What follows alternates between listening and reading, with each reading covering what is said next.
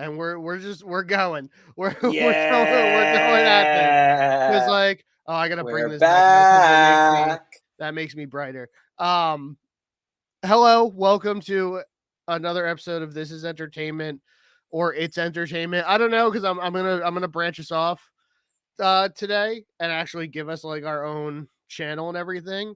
And because I've made This Is Noise now is This Is Noise Media, which features all the shows underneath it. And I'm trying to figure out. I don't know if it's gonna be It's Entertainment with Ler Deeds. This is Entertainment still.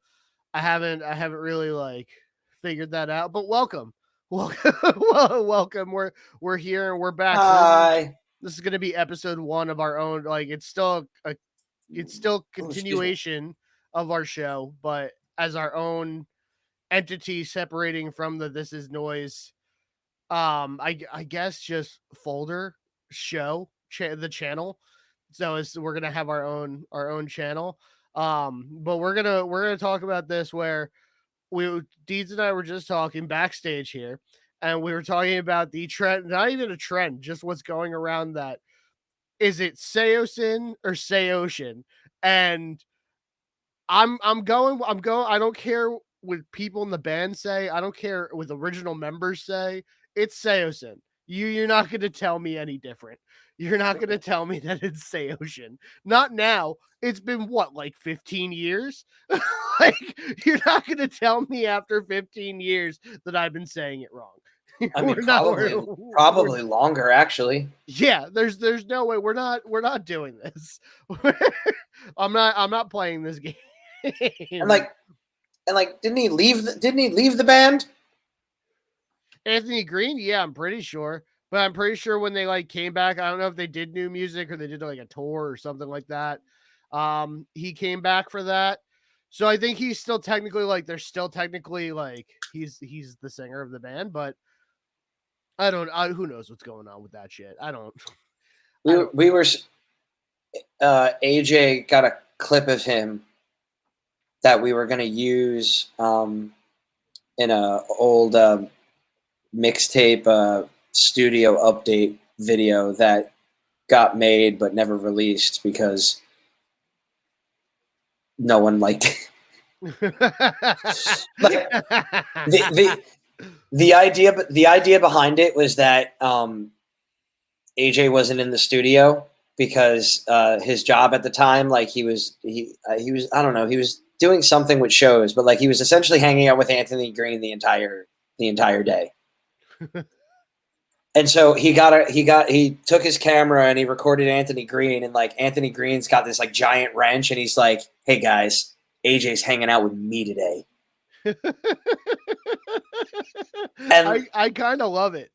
and like so the whole thing was that like me, Joey, and Jeremy were like bugging out because we're like, "Where the hell is AJ?"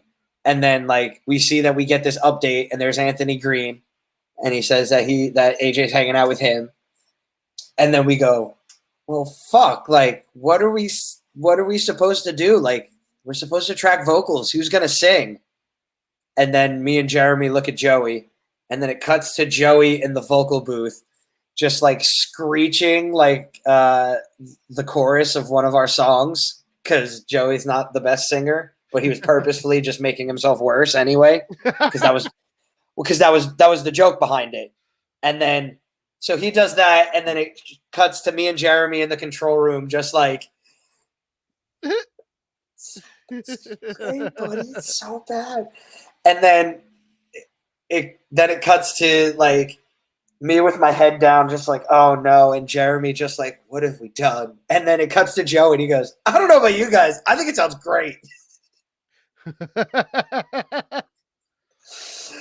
like I thought, like, I mean, maybe I'm wrong in that I came up with the concept, but I feel like that was something where I was like, what if we did this?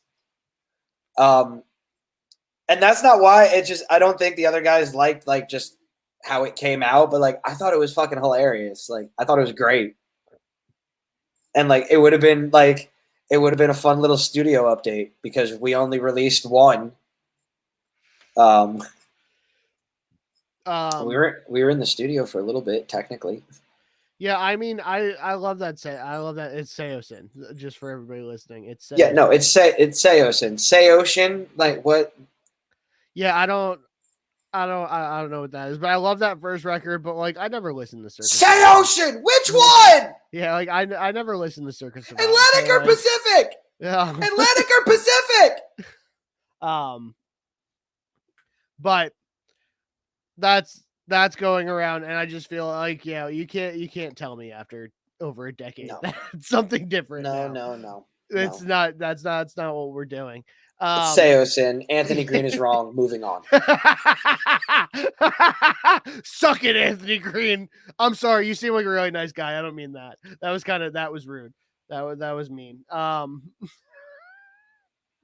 But I was gonna be.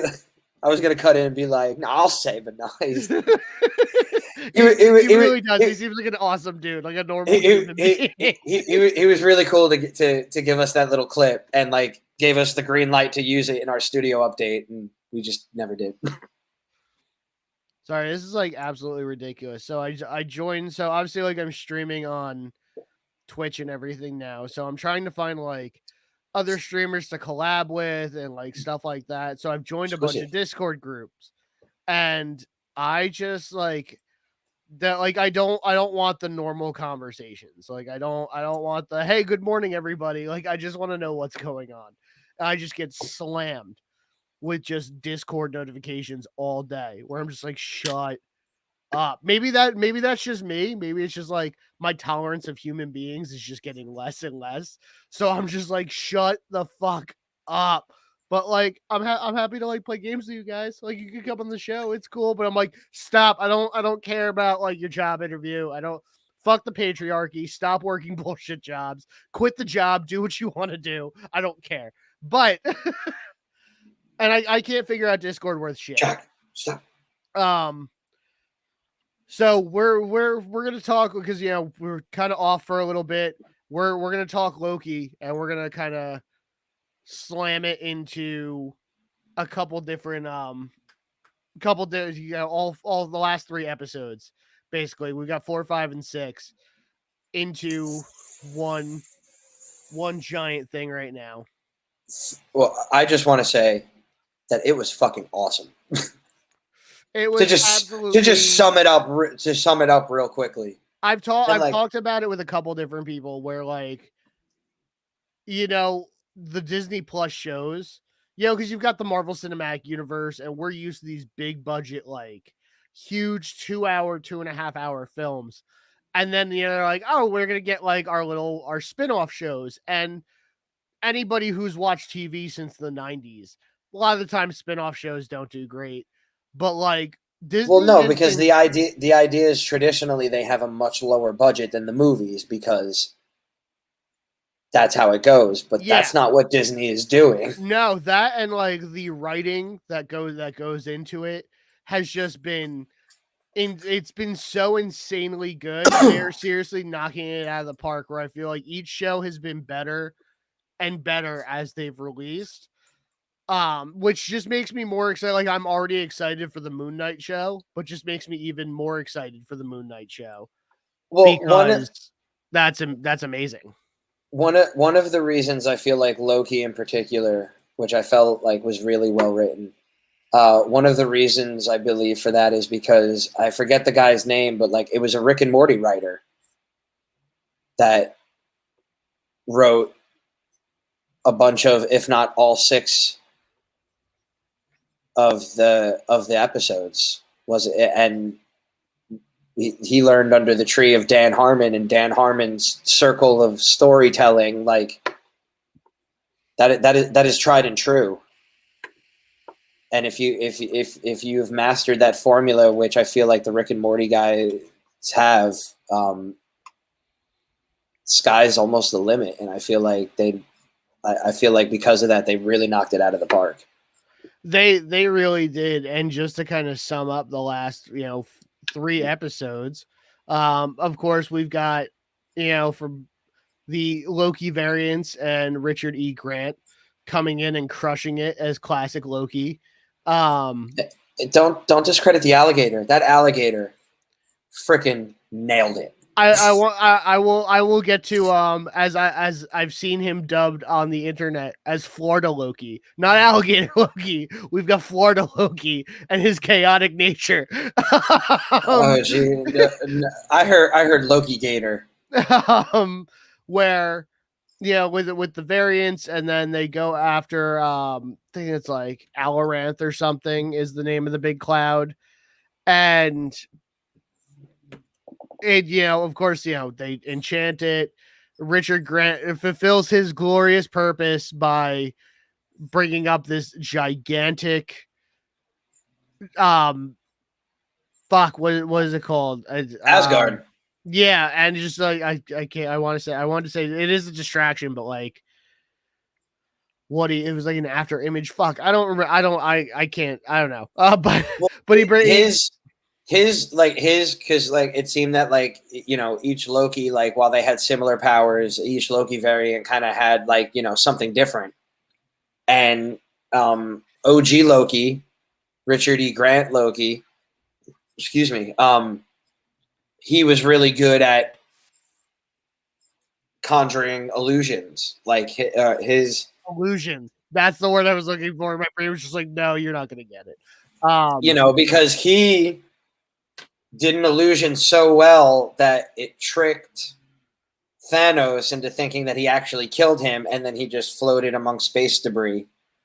Yep. Until he landed on a planet. He Millennium Falconed himself on the garbage of the and then the only reason he was caught is because he got lonely after like 3,000 years or something like that, and wanted to know if anyone in Asgard missed him. That, and and because Sylvie brings it up too, which is an excellent quote from it, is like, because I dropped my pen. As Tom Hiddleston's Loki is watching this giant illusion of Asgard, she does say to him too, she was like, maybe we're more powerful than we think, basically showing that obviously, because Richard E. Grant's Loki, his classic Loki, was older, and like you say, he'd been sitting on a planet for 3,000 years. This dude had so much time to work with his illusions, his magic, his powers, where it's like, oh, I can do more than what I know. I can do more than just turn myself into Chris Evans and mock his his patriotism. This is amazing. But of course, right after that, the big reveal is the fact is Kang is throwing in the least evil Kang to then make way for the most evil Kang. Because I had to look this up. So as amongst the Kang variants, he has real quick. Yes. Real quick, I could watch Jonathan Majors playing He Who Remains for hours.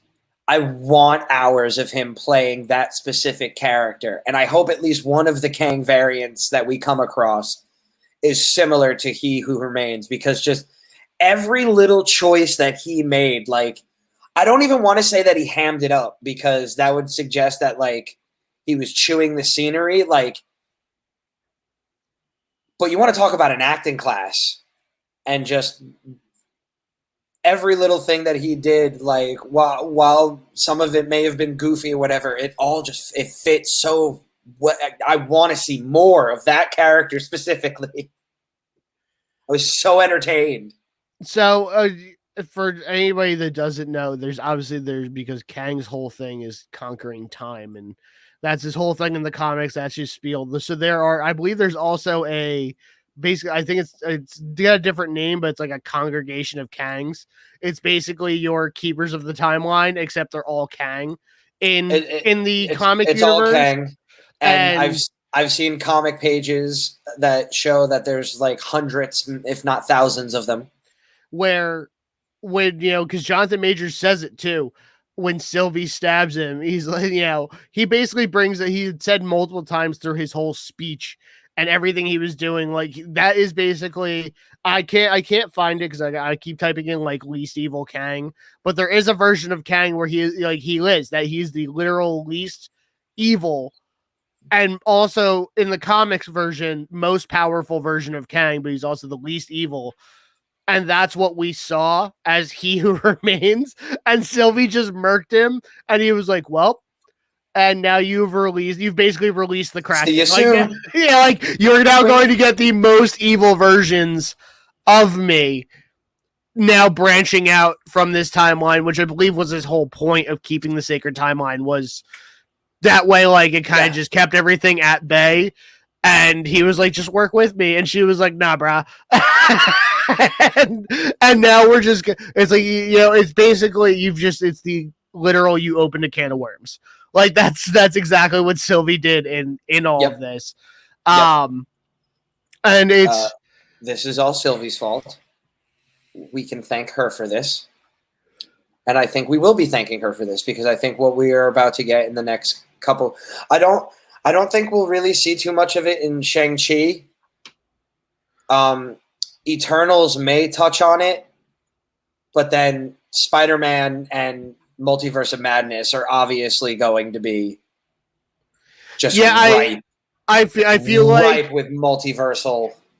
Yeah, I feel like Shang-Chi and Eternals, maybe in post credits, mid credits, it's gonna be like the Thanos motif, where like, oh, there he is, like, fine, I'll do it myself. It's gonna be little things like that, but then, like you said, exactly that, like, then Spider-Man, Doctor Strange, that's where it's gonna be like, and now shit's about to hit the fan. And of course, which I think is scheduled for next year after Doctor Strange. I think we've got Ant-Man. Ant-Man is 2023, I believe. Is it? I believe. I could be wrong on that. I can look it up in a second.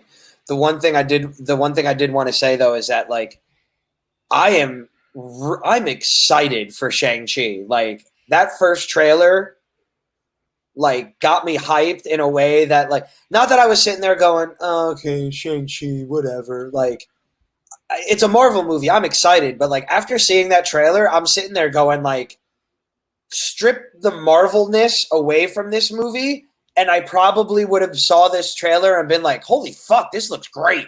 That and the big thing whatever the hell is going on here, I fucking love it.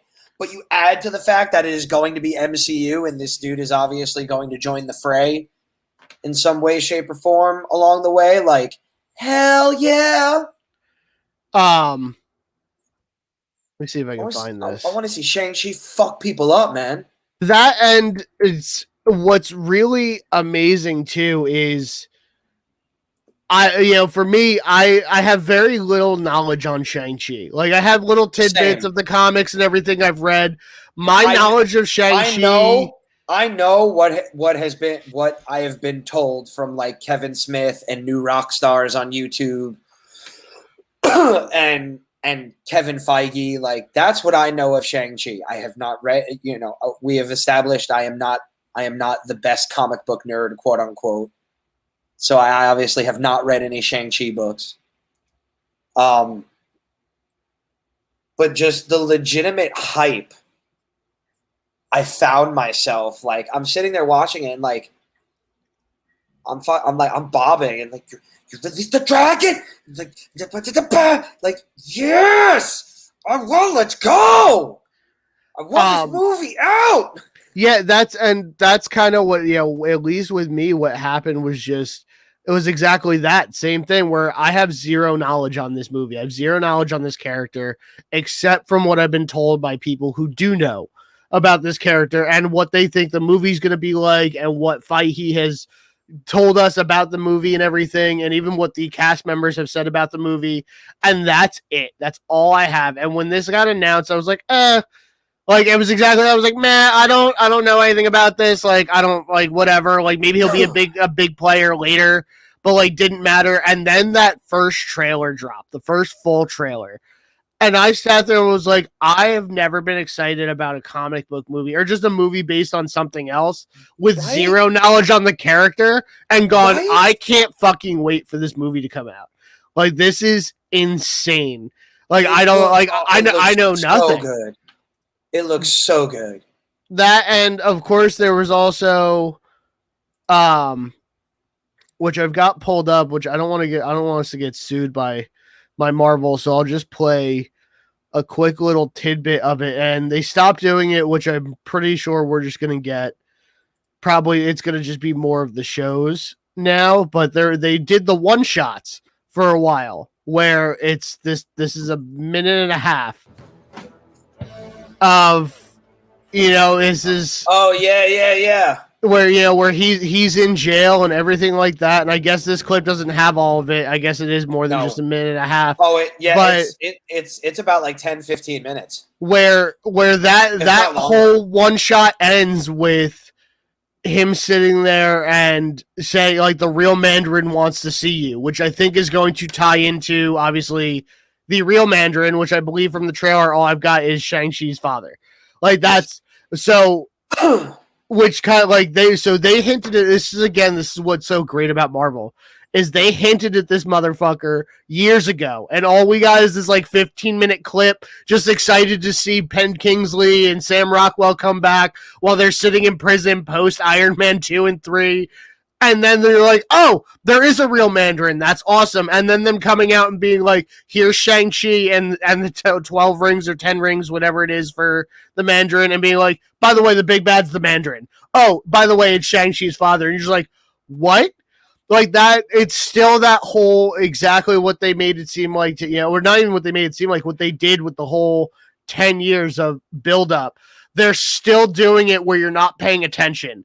And you're just like, oh, there's these one shots that like came out, and that's cool. And it's like, by the way, here's the real Mandarin. Like it's like, oh, what? Excuse me, you're doing what now?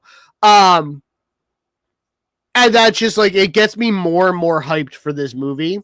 Yeah.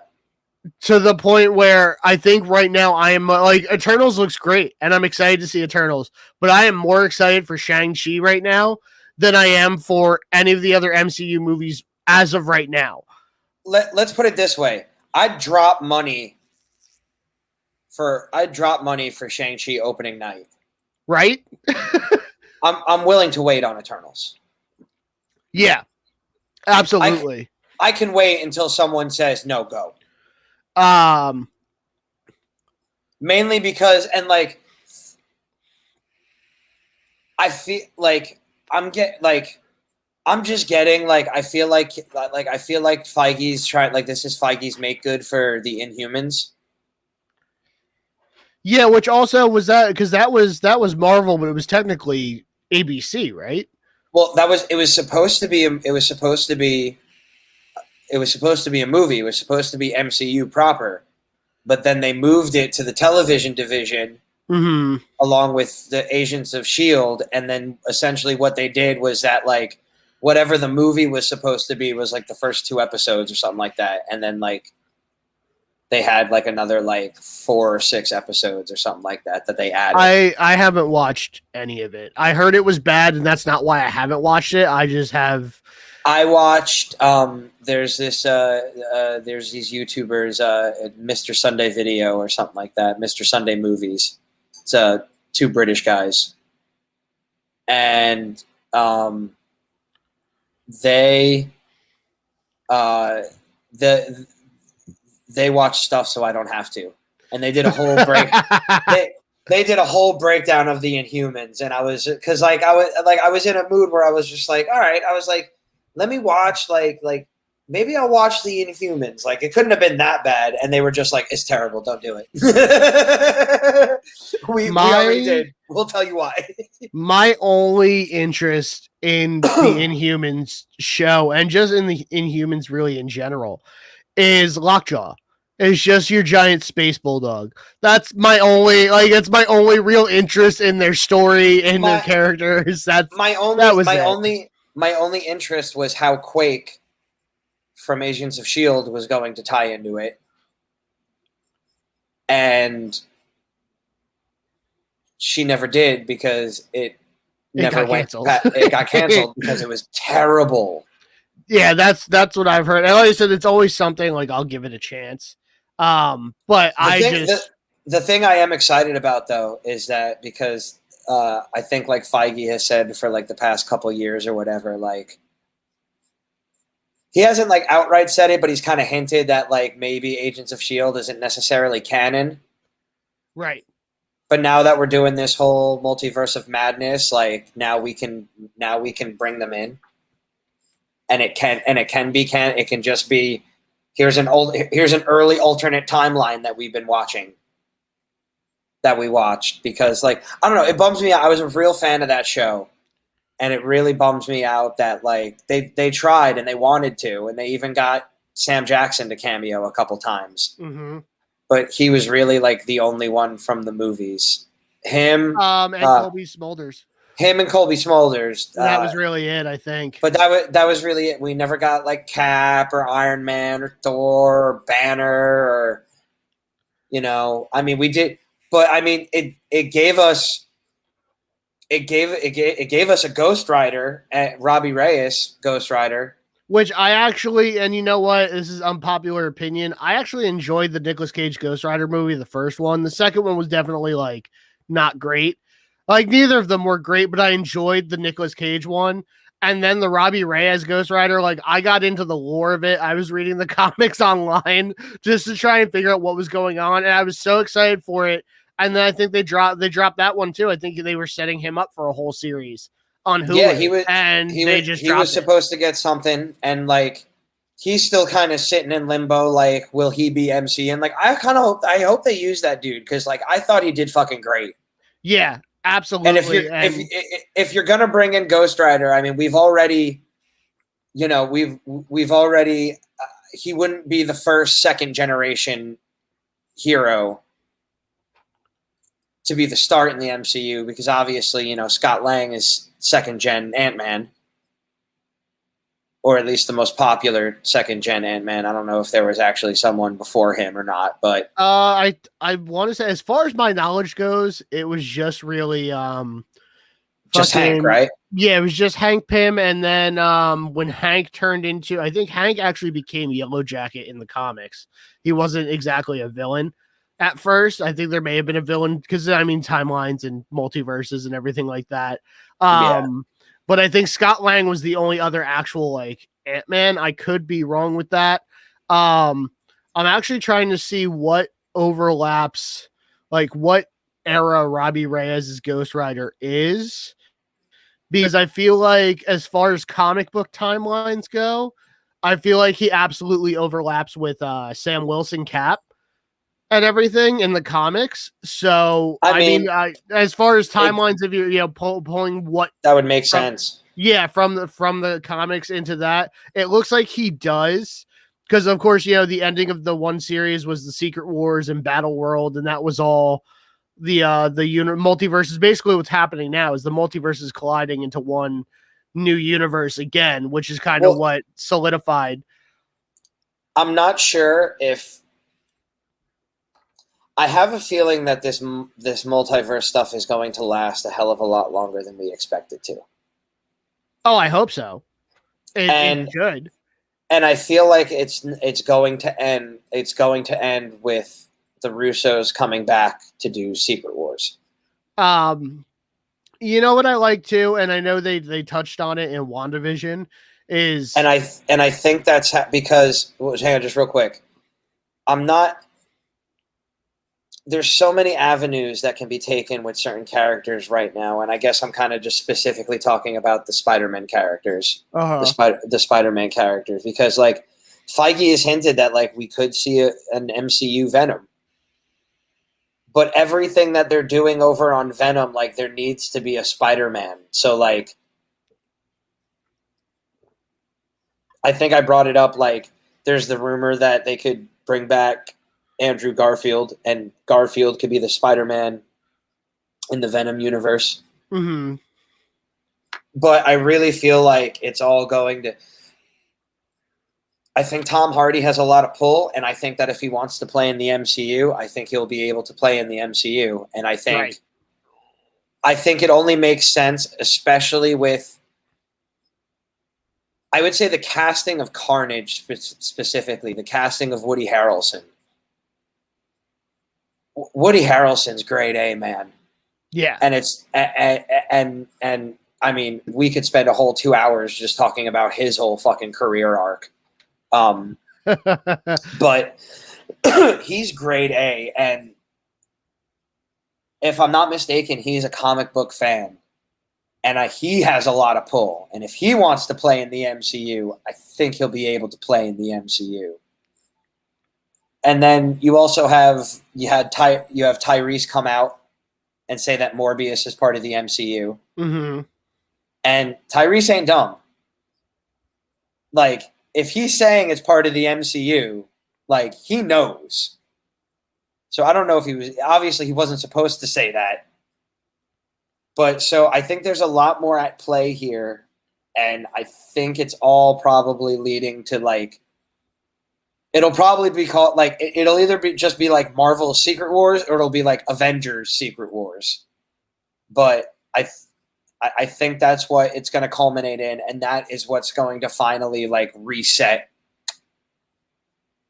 the timeline.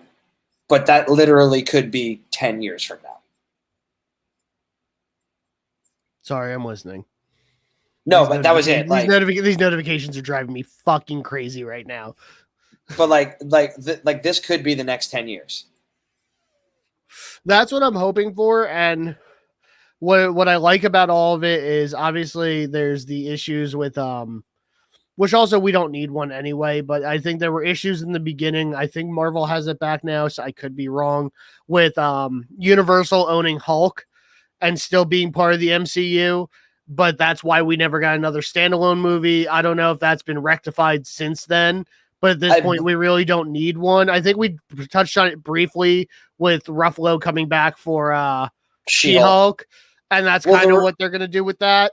The rumor is that he might get his own, like, little mini series, and, like, when they say mini series, like, they literally kind of just mean, like, 4 episodes, kind of just like a little extra long movie, break it up a little bit. And is the fact of obviously bringing in Evan Peters as Quicksilver in WandaVision, and now obviously we're getting more and more multiverse kind of things.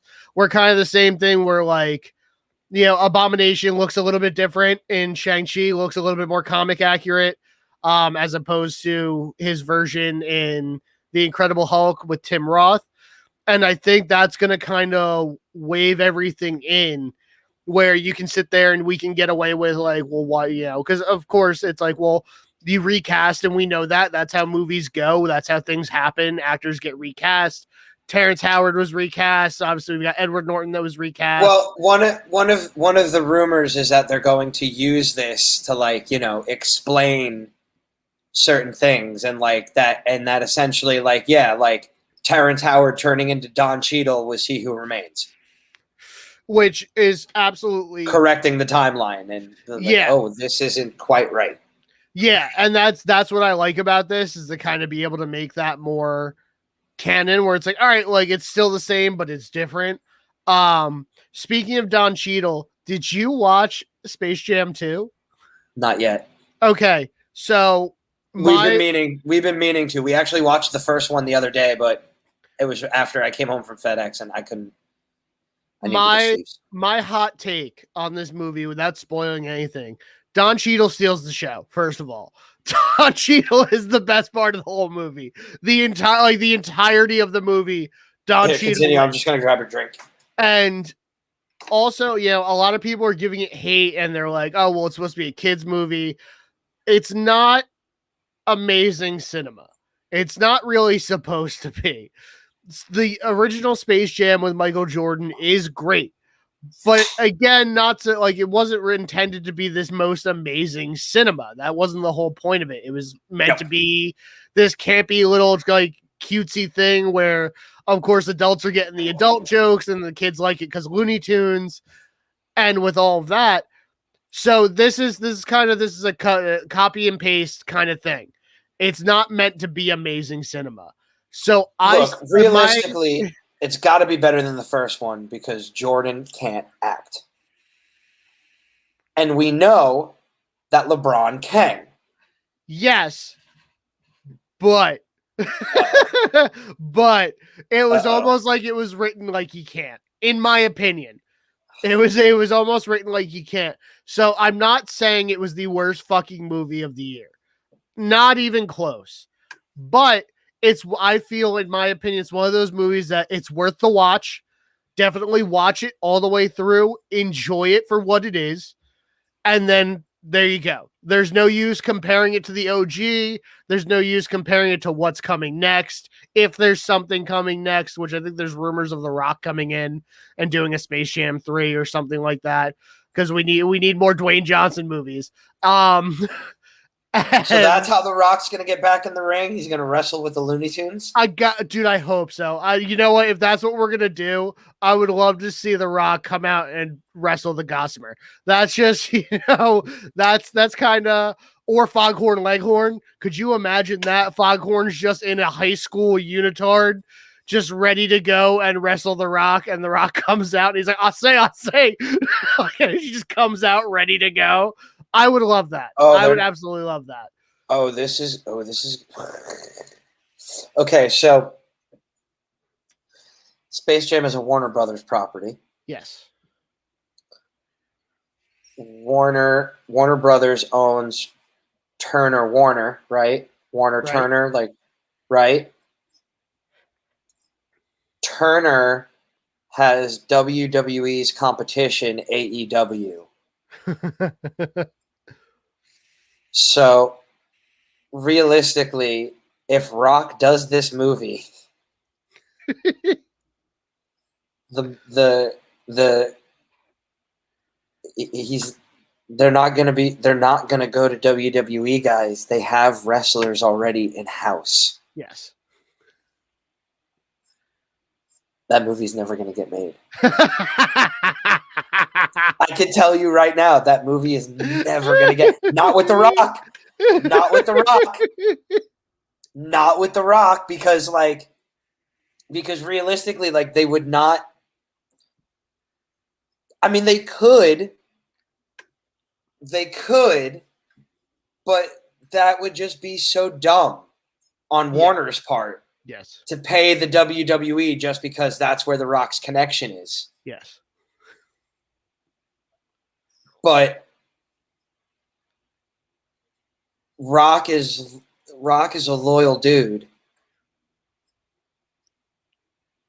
And I mean, I'm not sure what Vince could do, but I feel like I feel like there'd be a couple 3 a.m. phone calls with Vince just Rock, please. Don't do it. You can't. Are you gonna wrestle Cody? They're gonna steal Cody's talent.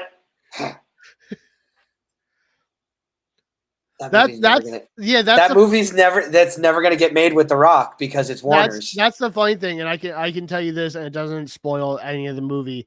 There's no talent stealing in this one. There's no, that premise is not even a thought in this movie. But so what? Well, I know Don Cheadle plays some AI, so yes. Doesn't he obviously he makes them, but doesn't he make them based off of NBA and WNBA players? Okay, so here's the spoiler-free synopsis, and I'm going to stutter through this so I don't spoil anything for you. Isn't that what happens? Kind of, yes. So LeBron is bad dad. He wants his kids to play basketball. One kid wants to make video games. So the opening of the movie is sitting down with Warner and them, and Don Cheadle's AI is like, we want this big plan and we want you to be the spokesperson of it. And LeBron's like, this is lame. Fuck that. So then AI, Don Cheadle, because he can think for himself and because he's Don fucking Cheadle, goes, nah, that's not what we're doing. Sucks in his kid and himself into the internet, into the Warner Brothers servers. Because his son is into games, he has created his own basketball game where he has used his connections through LeBron playing. He has actually scanned stats of the players.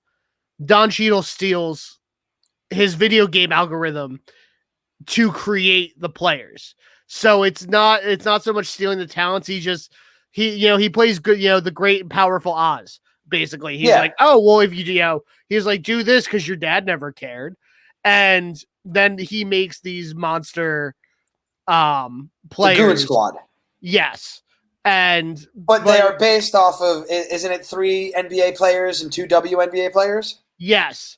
but then they throw in where they're mixed with monsters, like they're mixed with Well, aliens. yeah, but that's besides the point, because obviously the first one, it was aliens that stole the NBA talent. The point is, regardless of whatever, like whether it's talent stealing, whether you bring back Don Cheadle is going to base the wrestlers off of AEW wrestlers because they are they are under the Warner umbrella. And The Rock is a WWE guy. This movie will never get made with Dwayne The Rock Johnson. Unless he's coming in with like, maybe we get a Fast and Furious Space Jam crossover. I don't know. We're just gonna keep making those movies. I don't know. Well, no, The Rock says that he's done with the Fast and Furious movies. Like, he's not doing anymore. I think as far as Because Vin Diesel has said, there's only going to be one more anyway. He's mentioned in multiple interviews with Paul Walker from the beginning. 10. That was the whole plan to begin with. As long as they were able to keep making them, they were going to stop at 10. So there's really no. I didn't see the last one anyway. But the idea is to continue the franchise with a new. Like, whether Ludacris and Tyrese stay on or not, like, I know Vin Diesel and, like, the main, but, like, the idea is to spin it off, so, like, in this, like, if 10 is the last one, like, we're going to get introduced to, like, a couple of our new crew that we're supposed to follow. We're just going to get more Hobbs and Shaw style movies, is what you're saying? Is, like, just kind of, like, spin off of the actual of the characters from the movies? Well, no, but, like, okay, so, like, ideally, like, like, you would continue the movie, like, if Vin Diesel wants to, like, stop, you would continue the movies with, like, Han and Tyrese and Ludacris and whoever else. But more than likely, they're all going to end it. So in 10, we're going to get introduced to new people who join our crew for one last mission or whatever. And then our main crew is going to retire, and then we're going to follow these new guys that we were just introduced with in the 10th movie. And it's funny, all I know from this recent one is that Tyrese and Ludacris go to space. That's it. That's all I know from this movie. That's all I know, and that's all I need to know. And you know what? We've all seen Tyrese's social media problems. He needs John to eat. Cena. Oh, I forgot he's in it because you can't see him. I completely forgot. He's Vin Diesel's brother. I completely forgot about that. I just kind of like, I knew the movie was coming out, and I had a tradition with my best friend in Jersey that we would go see them since like 6. We would go see them in theaters, and I wasn't there. Like, obviously I'm in Florida and he's back in Jersey. So he didn't even go there. Like, he didn't even go see the movie as far as I know. And all I saw was a clip online of just Tyrese and Ludacris in space. I was like, I sent him the text. I was like, did this happen? This is ridiculous. Yeah. I was like, did this really happen? He goes, it did. And I didn't see the movie, but it did happen. It is part of the movie. It was like, okay. And that was what I expected to from the Fast and Furious movies after like 4. It was just going to get more and more absurd, and that's what I was going to see it for. It wasn't the story. It wasn't family. It was, I want to see how ridiculous. 4 was still a little grounded, but like once we kicked off 5, it was just like, oh, okay, now we're a franchise. Yeah, like it just kind of like just got more and more absurd, and that's what I was going for. I think they essentially started making like Rocket League the movie. Yes. And I think the last one I did see in theaters, I think obviously was 8. And I think that's the one where The Rock like hangs out of the snowmobile and kicks the torpedo bag. I was like, that's what I'm paying money for. This is what you guys are getting paid for. That's what I want to see. I want to see, like, I know in the trailer for this one, they like hook the car and swing across a canyon. I'm like, that's what I'm paying money for. That's exactly what I want out of these movies. I still like the one where he's in the hospital with the broken arm and he sees and he flexes and then he looks towards his daughter and he goes, "Sorry, sweetie, Daddy's got to go to work," and breaks out of the fucking cast. Yeah, and it's not even like he like moves his arm; he just flexes and it just shatters. And you're like, but that's exactly it. That's what I'm paying money for. That's what I want to see. And The Rock was sitting there being like, "This is ridiculous. This is gonna look great, though." Because he's not an idiot. He knows what's real and what's not, but he's sitting there going like, "This is gonna be badass." And look, I feel like this is one of those things where, and you see it with a lot of actors too, where you've done the work, you have put all the effort in, you are now a name, you are a name brand to cinema. The Rock has done the movies he's wanted to do. He has absolutely done the things he's wanted to do up to this point. He can do whatever he wants. It's well, not even the fact he has been doing whatever he wants. That's for what I'm like saying. The last 10 years. That's what I'm saying. It's just like he's done the work. He's been in the movies either he doesn't want to do. Like, he's gotten to that point where he can just go, yeah, I'll take that. That seems stupid as shit, but let's do it. I love that. I love it. Do not kid yourself. The man wanted to do Jungle Cruise. That's what I'm saying. He was like, he got the script and went, yep. I'm in. Like 1000%. This is no longer a Dwayne is doing this for money. This is a Dwayne is doing this for fun. He is enjoying every second of every movie he's made, whether it's good or bad, since Tooth Fairy. He is just like, that's fine. I'm in it. Let's fucking do it. Like let's do this. Because he went through, and it's the period that John Cena is going through now. He went through a small period where he because The Rock was big. Yes. When he first left wrestling. Like he was big. Mm-hmm. And he tried to slim out because there's only so much you can do when you are that big. Yeah. There's only so many roles that you can be quote unquote believable in. Mm-hmm. You know, John Cena, it takes about 15, 20 minutes, but like after that point in cock blockers, you forget that he looks awkward in the shirt because compared to everybody else. Because he's so huge. And like it was around like Be Cool and like the Tooth Fairy where like The Rock was really trying to like slim out to try to mm-hmm. And then somewhere along the line he just said, nah, fuck that. Got fucking beefy. Yep. Bigger than he ever was. And it's been fucking it's been smooth sailing for him since that point. Yeah, that's one of those things where like I don't care if the movies are bad. I you know, it's my big thing when people start talking shit, you know, you got trolls and gatekeepers on the internet. It's this man has gotten himself to a point to do exactly what he wants to do. And he doesn't care what comes across his desk. He goes, that looks fun. Let's fucking do that. And that's exactly that scene in Fast and Furious that you're talking about where he's like, I'm just going to flex and the cast is going to fall off. Where he absolutely exactly what you just said. He was like, that's fucking stupid. Let's do it. Like, let's do another take of this. Hold on. Let's do one more. I think I can do this better because it's so absurd that he's having the time of his life. It's fun as shit. I think what John Cena is trying to do now is he's trying to slim out, but I think he's trying to get into a spot where almost like a fighter, where he can be a little slimmer normally, but if he needs to like beef up a little bit for a role or to go back into wrestling, you know, he adds on a couple heavier weights, more weights, and, you know, gets that pump back on. But then when he doesn't necessarily need it for an action role or for wrestling, he can slim down to a more smaller weight. That way he can be quote unquote believable in more parts.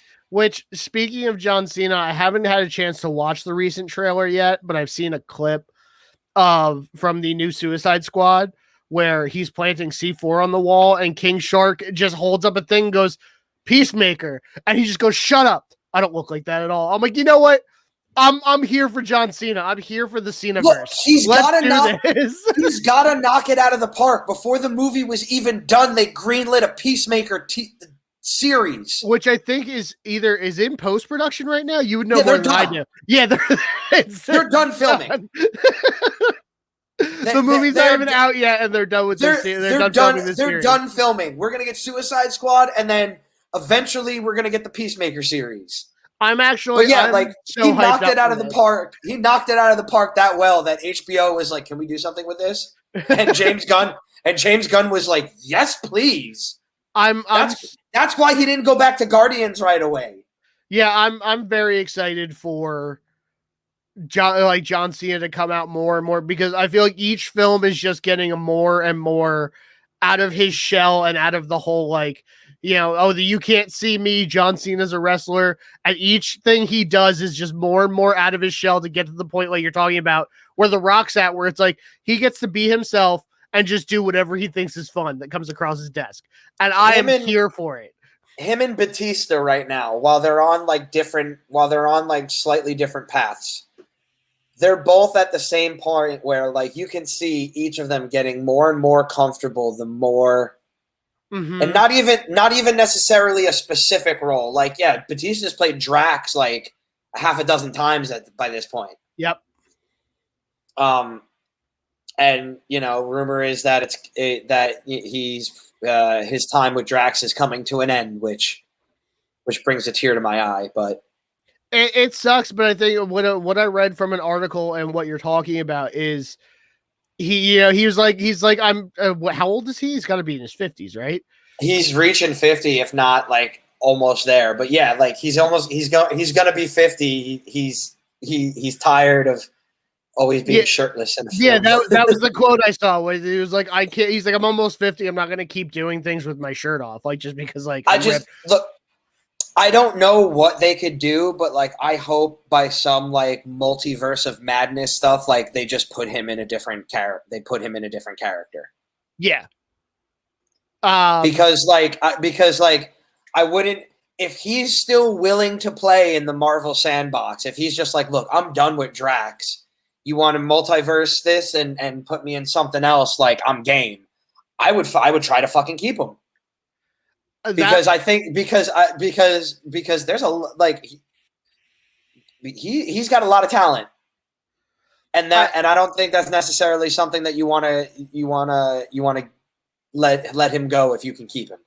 I feel like there's a lot of too with the wrestlers, especially because that's what we're talking about right now, and that's kind of what happens is you get thrown into these like more serious actiony roles and less comedic at first, and then as you get more and more. But what I like is that we're kind of taking a little bit more chances. You've seen it with Batista, we're seeing it with Cena, we've seen it with Dwayne, where it's a little bit more comedy, where they can be a little bit more free range, and the chances that we're taking on that, I have yet to be disappointed by an ex-professional wrestler coming in and making dick jokes and being like, that's funny. I think that's hilarious. This is good. I'll pay money. What helped Cena was that he impressed Apatow on Trainwreck. Oh, was he in Trainwreck? I saw the movie once and I can't stand Amy Schumer, so I don't remember much of the movie. Yeah, he's one of her lays or boyfriends or something. Like he's not in the movie for very long, but like he impressed Apatow enough that Apatow was like, I gotta put him in something, and he put him in Blockers. I think that's a whole thing too, because you get a lot of typecasting instead of like, it's because it's kind of the reverse, like Owen Wilson. He was just always kind of cast as the goofy, like Yumi and Dupree and Wedding Crashers, and then it's like, oh wow, like and then of course he's a Wes Anderson. He's on the Wes Anderson roster too, so like then you get a little bit more serious, but he's still like the comedic relief. Where at least coming back to Loki, he has shown more depth, and we're like what we're seeing now in cinema and film and TV is these actors that get thrown into the one kind of specific role are now getting opportunities to be more and more like the other end of it, where most, like, I feel like 10 years ago we would be like, we're not going to cast them as this, like we're not going to do this, but now it's like, hey, let's let the big wrestler be funny for an hour and a half. Fuck yeah, let's do it. And it knocks it out of the park, and I'm here for it. Speaking to Owen Wilson, I feel like we're going to look back on him playing Mobius in 5 years' time, 10 years' time, and we're going to be like, that was one of his best roles. Uh-huh. And I think he'll probably agree with that, because in the first season of Loki, like what we just got to, like, it's a great character. He got to do almost pretty much a little bit of everything. Mm-hmm. He got to be the hero. He got to be the one who kicked down. He got to talk back. He got to get talked to. Like, He was able to do a little bit of everything and like show that like, oh, he's not just, he's not just this dude who got lucky. Yeah. He's wow, I can actually act. Wow. But I really am like I'm really excited for Suicide Squad. Not just like a lot of it has to do with James Gunn and his cast. That has a lot to do with it. But James Gunn, the excitement and hype around Cena's character, Idris Elba is always amazing. And yeah, it's funny too talking about like more of these guys in the action roles. Stallone coming in as King Shark and basically talking like a toddler. I'm expecting me to larf. Just like an utteral, just like at least 3 to 5 times from King Shark. Because it's like the one clip that they show in the one trailer where like he's in the aquarium and he's like, oh, new friends. Like, I'm glad that's all they showed because that means that there's just going to be so much more. That's what I'm saying. I think I saw it yesterday. It was very recent where like the clip just comes up and he's sitting there with Cena and he just holds up a C4 doll and just goes Peacemaker.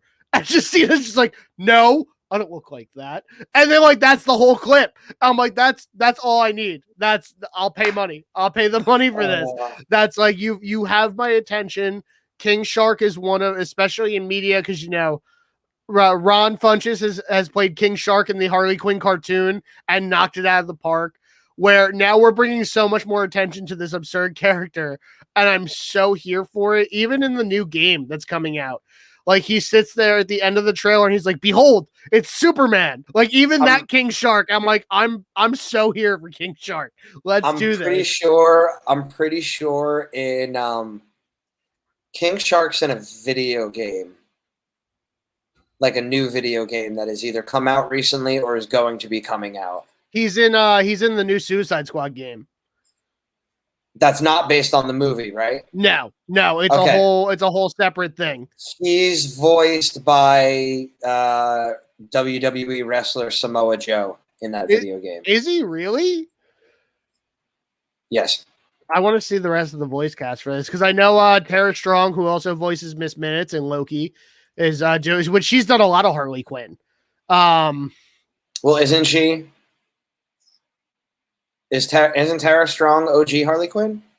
I'm pretty sure. I can tell you in like 2 seconds if my computer would load faster. Everything else is running great, but IMDb is like, nah, fuck you. I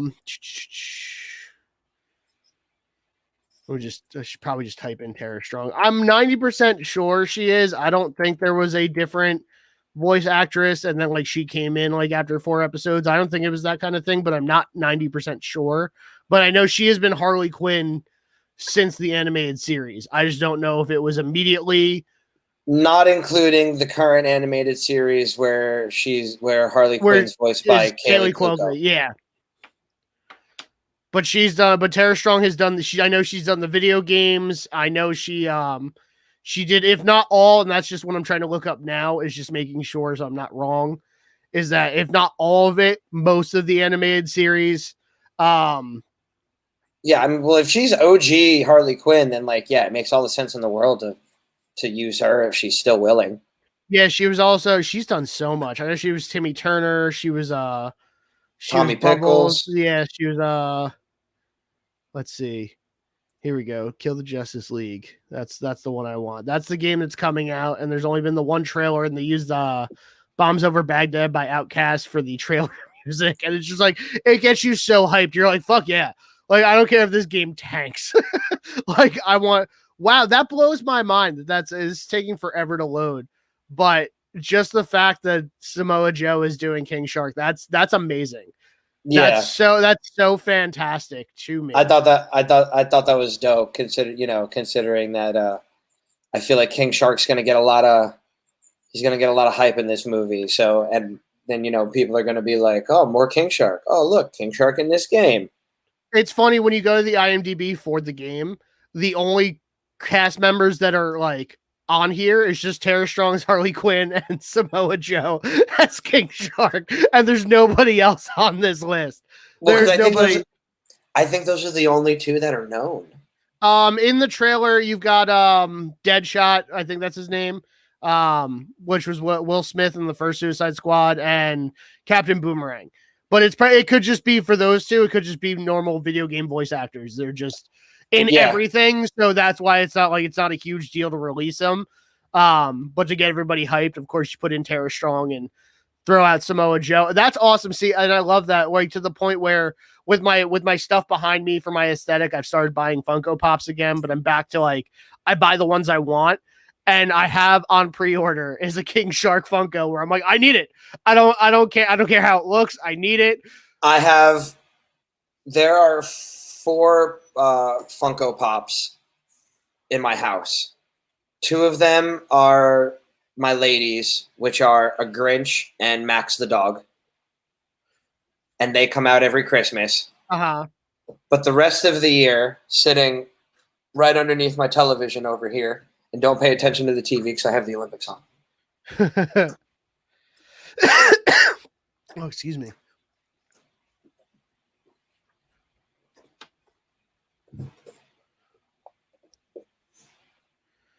There's a Kurt Angle pop. That's fantastic. That's so awesome. And a Vince. And a Big Daddy Vince.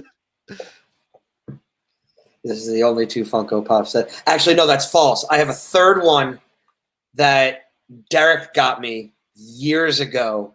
It's still in Jersey because it was on top of my television in the living room in Jersey. And it's a Macho Man Randy Savage. Oh, yeah. Dig it! R.I.P. Macho Man. He's still one of my favorite wrestlers. Let me tell you. That man on every fucking kilo of cocaine that pumped into his body had the gift of gab. Yeah, let me tell you something, brother. I did not watch Macho Man back in the day because I was a quote-unquote late bloomer to wrestling, but I can listen to people do good Macho Man impressions better than mine for hours because the man's voice is almost like velvet. Yeah. Which speaking of, for those of you who are younger that may be possibly watching or listening to this show, Macho Man played the wrestler in the first Tobey Maguire Spider-Man. He was Bone for 3 minutes. Which is one of those things too. It's funny, especially like around that time of that first Sam Raimi Spider-Man, I was definitely still into wrestling. So that was another one of those moments where watching that movie, I'm like, bro, that's fucking Macho Man. Like, it just gets you more hyped. Which all of us wrestling fans, like, as soon as we see Tobey Maguire in Far From Home, or no, sorry, as soon as we see Tobey Maguire in No Way Home, that officially makes Macho Man part of the MCU. Yes. And that's all we want. That's the best way to honor that man. We also want a trailer released because the cat's out of the freaking bag at this point. Give us a trailer, Sony. Oh, they don't want to do that. The toys have leaked. He's got the mysticness of the Doctor. There's obviously going to be multiversal hopping. Let's see. I'm just gonna go to Google Images here. I'm not sure if I'd bet all my money, but I'd be willing to bet some of my money that Garfield and Maguire are in this movie. Wow, there's a lot of leaks. There's a lot. There is some that's, I mean, there's a lot of leaks. The toys are the most confirmable because they come from the toy company themselves, and the toy company prides themselves on being on authenticity and accuracy and working with the proper companies. That's what I'm looking at. I just typed into Google like toy leak. I didn't even type in leaks. I typed in toy leaks, and they're from Legos to action figures to Funkos. They're all over the place. There's the Lego, but the I forget the name of the company, but like the action figures, like the big looking, like detailed action figures, those are like the biggest tellings of the leak because like I said, that company is very reputable and like they pride themselves in authenticity and so the fact that is out, like, okay, so he's going to be messing with the Doctor, so he's obviously going to be multiverse hopping, which means we're getting Maguire and we're getting Garfield and Maguire.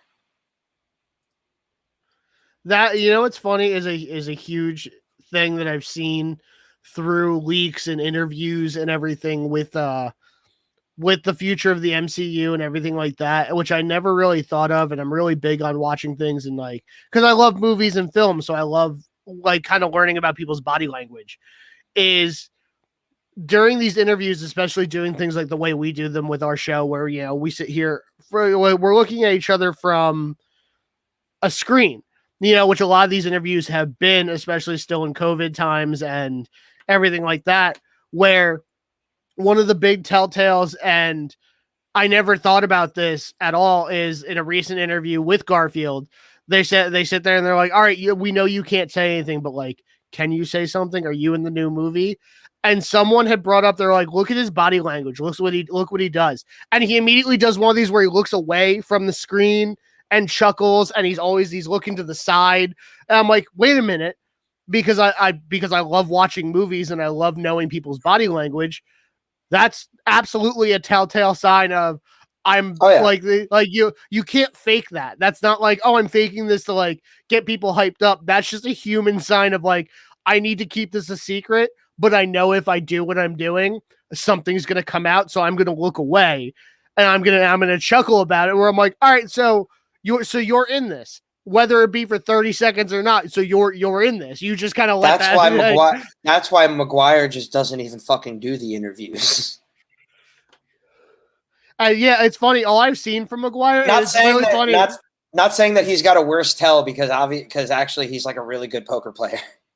Well, but that and all I've seen, when you bring that up, it's one of those things that like I'm like, wow, he really does it. It's just been like people in New York, just like in Central Park, they're like, bro, it's fucking Spider-Man. Look, it's Tobey Maguire, and he just like waves and says hello, and that's all I've seen since anything has been announced for No Way Home. It's just like videos of Tobey Maguire being seen on the street. Where you going? Yeah, I'm going to JFK. Why are you going to JFK? You gotta fly to Atlanta. Why you gotta fly to Atlanta?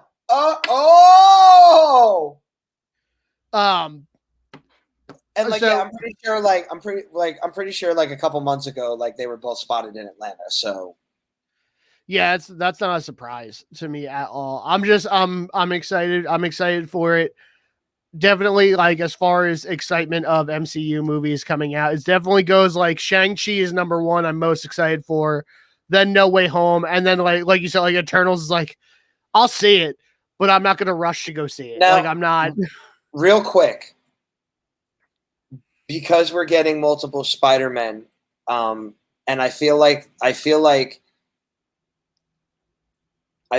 Garfield and Maguire, like, I feel like those were purposeful, quote unquote, leaks, like that shit getting out, because if we're doing multiversal Spider-Man, yeah, 3 Peter Parkers is great, but you know what would also be great? What's that? 3 Peter Parkers and a Miles Morales. And it's funny because they've already hinted at Miles too, with Donald Glover being his uncle in the first one. They've already hinted at Miles exists in this universe. One of the rumors is that Miles didn't get dusted, and that's how, because like, however old Miles is supposed to be in Homecoming, I think he's supposed to be like 9 or so. So like by Endgame he's or by Infinity War he's 10 or 11. So if he doesn't blip by the end of Endgame, he's 16. Yep. Perfect. Or one of the rumors I heard is that we're going to get Miles from Tobey's universe, and Miles will actually be a little bit older. Miles will actually be a little bit older than Tom Holland's Pete. I'm okay with that.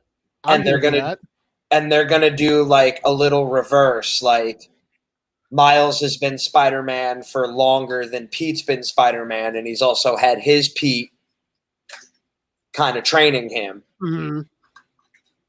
And however the universes end up colliding or whatever, then we'll have like a slightly older Miles just kind of being like, hey, man, like, you got it pretty good, but I have been doing this, and the best thing I feel like I can do is do for this Pete, what my Pete did for me. Mm-hmm. And I think that would be an interesting take, because we haven't seen that. We haven't seen a Miles come in that's older than a current iteration of Peter Parker that we're following. No, I feel like every iteration of Miles has always come in being younger than Pete and going under OG Spider-Man's wing. I don't think we've ever gotten a slightly older one kind of flipping the roles a little bit there. Fuck, I was gonna bring something else up. I don't remember what it was. And then we do that, and then we can still get our Donald Glover as Miles Morales. The fuck was that? I would love that. What do you got, Ghost? I heard something outside. Hang on a second. Continue. I mean, don't if it's a ghost, don't open the door. You're gonna let it in. It's daytime. It's not a ghost. I don't think ghosts give a shit what time of day it is. I don't think they're like, oh, I don't think ghosts are nocturnal. Dude, it's Texas. It's too fucking hot for ghosts. Just the water vapor off of phantoms just floating around. You're like, I see you. No, you don't. It's too fucking hot. I've drank a Red Bull, a Mountain Dew, and a Pepsi. I'm gonna go grab another one because it's hot. I'm thirsty. I mean, regardless, the MCU is just always going to knock it out of the park. It's just always going to be great. Have you seen the featurette of the Star Wars Visions show, where they have different anime writers, directors, artists doing an anthology of Star Wars stuff? Isn't this like Star Wars' version of What If or something like that? I think so, but not necessarily. It's more so just like original stories by anime artists and writers. But real quick, yeah. Speaking of What If, mark my words, we will see Haley Atwell return live action because of the multiverse stuff as Captain Carter. Yeah, you think so? Yes. Without it, because they're already like loosely connecting What If to the MCU because of the multiverse of madness. Mm-hmm. And since she's being voiced by the actress, it only makes sense. Yeah, you show her in this cartoon, and then all you need to do is just put a fucking suit on her and have her stroll out if you need an alternate universe Cap. I love Haley Atwell. I think she is a fantastic actress, and I thought she crushed it as Agent Carter. I thought the TV series was fantastic. I started watching it, and then it was a little slow, but at first, but it was starting to pick up its stride, if I remember correctly. And I think that's exactly what happened with me, is that because it starts off slow, which it should to kind of build things up. I think I kind of just like, it wasn't boring. It wasn't like, oh, this is pointless, I'm not enjoying it. It was just because it was slow, I just kind of stopped watching it. They had to do a lot of world building because they're not expecting the people that are watching the show to be as hardcore comic book fans as it needs to be able to appeal to everyone. So they had to do a lot of world building, and they had to do a lot of, this is Peggy Carter and this is that, and slow kind of burn for a little bit to get everyone adjusted, which is kind of the same thing they did with Agents of S.H.I.E.L.D. at first. Excuse me. But then, yeah, right when it started to pick up, they were just like, "No, we're done," which was a shame. Yeah, I'm looking something up for a second. Because I actually Yeah. wanted to talk about this too, and also with Agent Carter, Neil McDonough, who played the fuck is his name in the MCU? I want to say Dum Dum. I keep wanting to say Bam Bam, but that's Bam Bam Bigelow.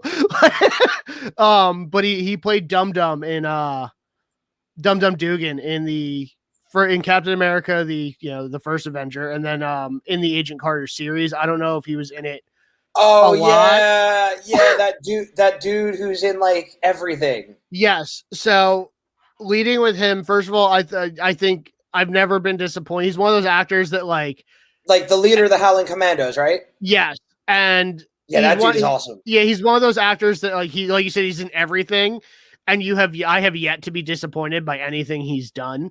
Like I've never watched something where he's in it where I've been like, wow, he was shit. I'm like, no, he's great. He's fantastic. He's one of those actors. Like I didn't know his name, but if I see him pop up in something, I'm like, ooh, that guy. That guy's great. So leading into I am because I don't know how into Resident Evil lore you are besides the Mila Jovovich movies. I am not at all. None of it. So like the video games are great, and I always love the spin-offs. I actually read the books based on the video games too. Like I read the novels. I've played the games. I watched, despite how bad they are, I've watched every Mila Jovovich Resident Evil movie. I own every single one. From 2 all the way on to the final chapter. I saw the opening weekend in theaters. Damn. Because like, even though like it was one of those things like, all right, it's like Fast and Furious to me. It's just getting more and more absurd. So I want to see how it ends. I got to see how this ends. But they've done multiple CG movies, which I haven't watched in a while.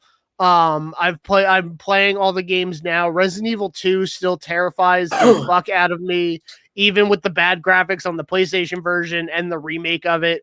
But Netflix just released a miniseries it's like 4 episodes of Resident Evil, and I can't express how disappointed. And I mean, things are bad. Like it's like Doom. No one's gotten it right. I don't understand how we can't get it right, but it's one of those like I was just so not into it. Video game movies are a real hard concept for Hollywood to grasp for some reason. But what I am excited for is they announced, I think a couple of years ago, they were going to reboot Resident Evil. It was announced, of course, everyone's got very low expectations for it, including myself. But let me just tell you about the cast list here, okay? So you're not going to know who the characters are if you don't know the lore of it and everything, but in my opinion, Resident Evil 1 through 3 are the best games out of the series. The characters were great. The storyline was great. It all revolves around that Raccoon City, the T-virus outbreak, and zombies, right? So they are remaking it, and it's called Resident Evil Welcome to Raccoon City. So we are already doing better than the Paul W.S. Anderson movies here. So, and it's got major characters in this. The woman who played Ghost in the second Ant-Man and the Wasp, she is playing Jill Valentine. So you've got a big name right there. And this is why I brought up Neil McDonough. Neil McDonough. What? Sorry, just like I keep hearing like, I'm not sure if it's thunder or something. I'm gonna put a headphone off for a second. Sorry, continue. If you let something in your house, I'm telling you, you're like, it's too hot for ghosts. There's nothing in my house. I swear to God.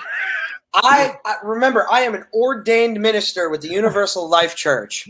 The power of Christ compels any ghost that comes into my house. I accept no negative energy from this session. But also, so Neil McDonough is playing William Birkin, who is the guy that worked on the T-virus, and then in the games he worked on the G-virus, which turned him into a giant monster. And I'm really excited for that. We've also got Tom Hopper playing Albert Wesker, who was the big bad through like most of the games up till 6. Tom Hopper is in what's that comic book? Umbrella Academy. He plays the big monkey man in that show. He was also in Black Sails, and he's a fantastic actor. Robbie Amell, who to Stephen me, Amell's brother. yeah, which for Robbie Amell, I always think of that How I Met Your Mother episode when Robin gets a new boyfriend, but they're like, you should get a dog. And it turns out they call him Scooby. That's Robbie Amell, for those of you who don't know. And he just plays a stoner dude who acts like a dog through the whole episode, which is great.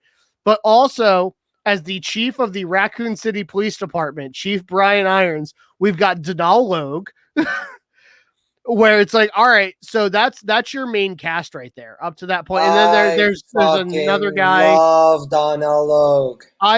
He's another one where he's in everything, and I have yet to be disappointed about a role he has played, whether it's short-lived or he is a big shot caller in the movie or TV show.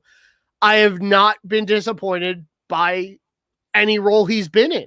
And he's not. He is someone who, I feel like he doesn't necessarily, not that he doesn't say no to things, but he doesn't care like what the thing is on as long as the project is good. Yes. What the fuck? Bro, I'm telling you. No, I think it's like idiot neighbors across the fucking street.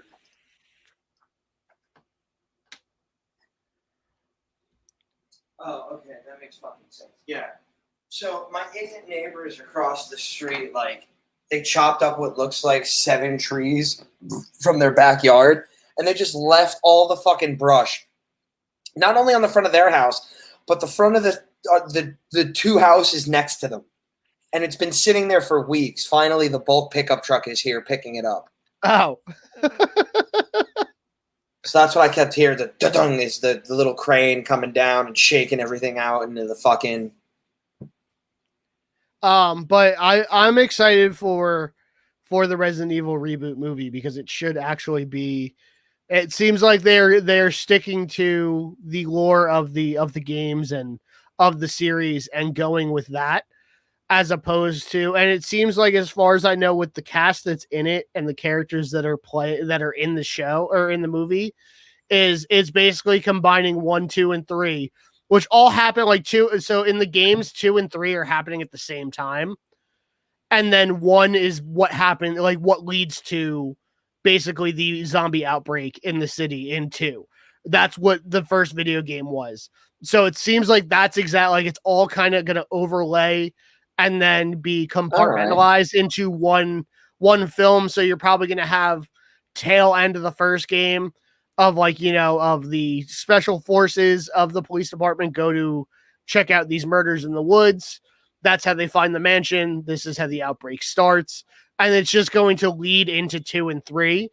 And I'm completely okay with this being a one-off movie where they're like, cool, we're just going to combine these 3 games and combine the story everybody knows and what they've wanted. And we're going to throw it into this movie, and there you go. And that's the end of it. Because 3 and 2 end with the city being nuked. Spoiler alert. Because they're like, how do we contain this zombie outbreak? Nuke the city. So, and basically, Raccoon City is a actual... Makes sense. It's not an actual town, but it's basically like South Park in Pennsylvania. Like, it's just a little mountain town, like off to the side that nobody really knows about. Like, it's a little city nobody really goes to. So they're like, yeah, we're just gonna nuke this. We're gonna nip this in the bud, and we're just going to erase this from existence, and we're gonna contain the outbreak. Spoiler alert: as far as the games go, it doesn't contain the outbreak. There's just constantly more viruses that keep coming out that people are like, no, because it's based on a big, like, Umbrella is the big pharmaceutical company. Well, yeah, because that is generating everything. Well, yeah, obviously that's not going to work because, like, yeah, I get the concept. Yeah, nuke the fucking city, but all you're going to do is radiate the fucking virus and make it stronger. Well, that and just people like the pharmaceutical company's just it just keeps making new viruses. That's where the games go. It's just they keep making new shit. I think the recent game that everybody's playing now, so they're shitty people. Yeah, Yeah, that's their whole thing. Because even if you remember, I don't know when the last time, if you watched the first Resident Evil movie with Mila Jovovich, is they bring up at the beginning, they're like, the pharmaceutical company Umbrella makes things for, military operations and biochemical weapons. Like that's their whole like subdivision, which really makes them their money. Okay. So they're just they're constantly the big bads that you just like, you squash one roach, three more take its place, kind of thing. And I think 8, the recent one, actually ties it back into like where they're at in the recent game, explains how they created the virus in the first place in the original game. So they're tying it all back in together, which we, like you said, when it comes to making video games, so easy to do. But when it comes to making movies based off video games, nobody kind of like, you fine tune it as much as you can, and then you're like, you just still can't get it right. Which, speaking of, I know we talk about Detective Pikachu and I want to talk about the live action Pokemon because you brought that up and I knew nothing about it. Is I watched a video the other day where this guy was just talking about, he's like, so I sat down and watched Detective Pikachu with my kid for the first time. And he's like, oh, these things look good. They try to make this world. And then they just immediately turn and go, but apparently the writers and the directors of this movie hate Tauros. No, I sent some to say that. You, My bad. I got a voice note sent from the lady, and it was actually my daughter. My daughter's playing Pokemon Go and sent me a couple Pichu pictures. And just the guy's just like, yeah, apparently just they hate Tauros because they talk about in the video, they're like, oh, they threw in a lot of the the original first gen Pokemon, so that way to like it caught your attention, but not Tauros because fuck Tauros, we're just not throwing him in here. And I was like, huh. I've watched Detective Pikachu at least a handful of times at this point, and never once has my brain gone, there's no Tauros in here. And then I watched this video, I was like, there's not a single Tauros in this movie. But wow, you just picked the different buffalo Pokemon, whichever one it is with the afro. That I don't remember its name. I think it's called like Buffalo or something like that. Yeah, where it's like that's what you see on like the farmlands. There is no Tauros. I'm like, huh, that's interesting. Like instead of having the cow with multiple tails, we're gonna put the buffalo. But do you want to enlighten me on this live action Pokemon update that I didn't know about? Honestly, like there's not much to announce other than Netflix is like, yeah, we're gonna do live action Pokemon. Dude, and nothing on, because I know we've talked about on multiple episodes where we've talked about like, are they doing Ash's story? Are we doing Red? Like, what are we doing? All we've got is there's a live action Pokemon coming on Netflix. All we have, quote unquote, definitively is Netflix is going to be doing a live action I believe it's a series. I don't think it's a movie. I think it's a series. I mean, I'm okay with that. That's always been, with the exception of Detective Pikachu, that's always been a good way to digest Pokemon. It's been series. It's the movies were cool. The movies were fun, except for the remake of Mewtwo Strikes Back. That was weird. How do you think they should do it? Should they do a slightly different should they use Ash and maybe just like switch it up a little bit? Should they do a completely new character? Should they do Red? And and when we talk about Pokemon and talk about how they should make series, with the lore of everything and with Ash, Ash is going all over the place. He is hitting every region that he possibly can in the animes. Where if you do Ash, it's one of those things where you can, as long as it does well, you can keep that going for a long time. But if they want to keep it kind of cut and dry to the point, and like, it's like, all right, we want to do like 2 or 3 seasons. Like, let's just hypothetically with that.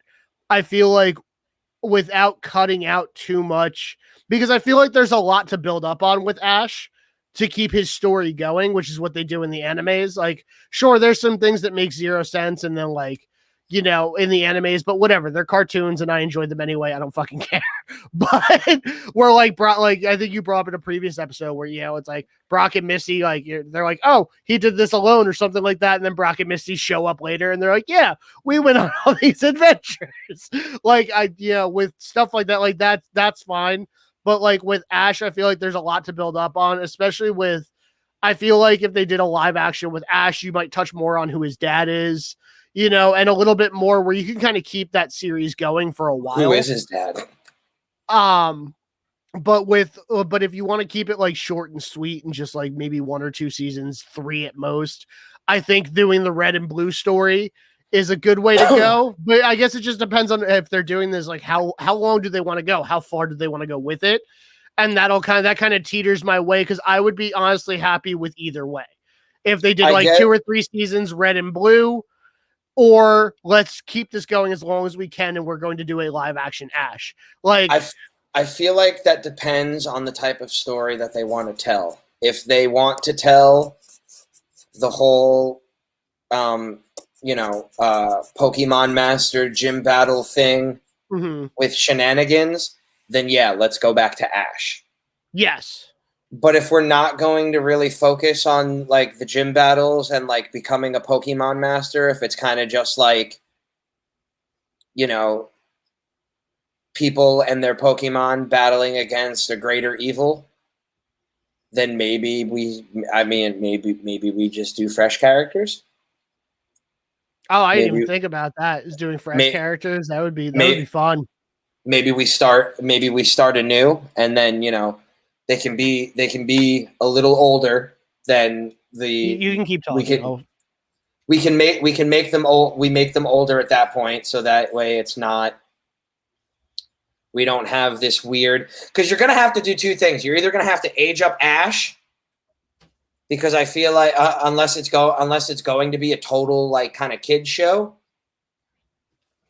But I feel like you're gonna have to age up Ash, so you're gonna have to change the lore of the Pokemon world. Or yeah, you're just gonna have to tell like a brand new, fresh story with new characters, and it's just like, all right, here's like a couple 16-year-olds that maybe have tried their Pokemon challenges, but now, they kind of just want to, they're just out, they're just however we get involved into the story. But I feel like you need to go to the different regions. And I don't know if you save like a region a season. Or if you craft a brand new story, then if you do Ash's story, then I guess you would do like a region a season. And then you would have to tell like a new story kind of just based off of Ash. Right. Because there's just way too much. You wouldn't be able to do all of that for live action. Like these people would hate themselves. I also feel like, if this is just spitballing here and just kind of thinking about it, is with whether it be Ash or Red or new characters, I wouldn't be upset with like a first season kind of going the way they kind of did with Ash in the 50 some odd episodes, more than that, of Indigo League, of like your first season is based on, the gym battles, going to the towns, getting to the Pokemon League, and then losing. And then going from there being like, all right, well, I tried, but I don't want to give up. But let's try a different thing here. Let's have an adventure as opposed to a cut and dry goal. I'm okay with that too. I finished 8th in Kanto. Let's go to Johto. Yeah.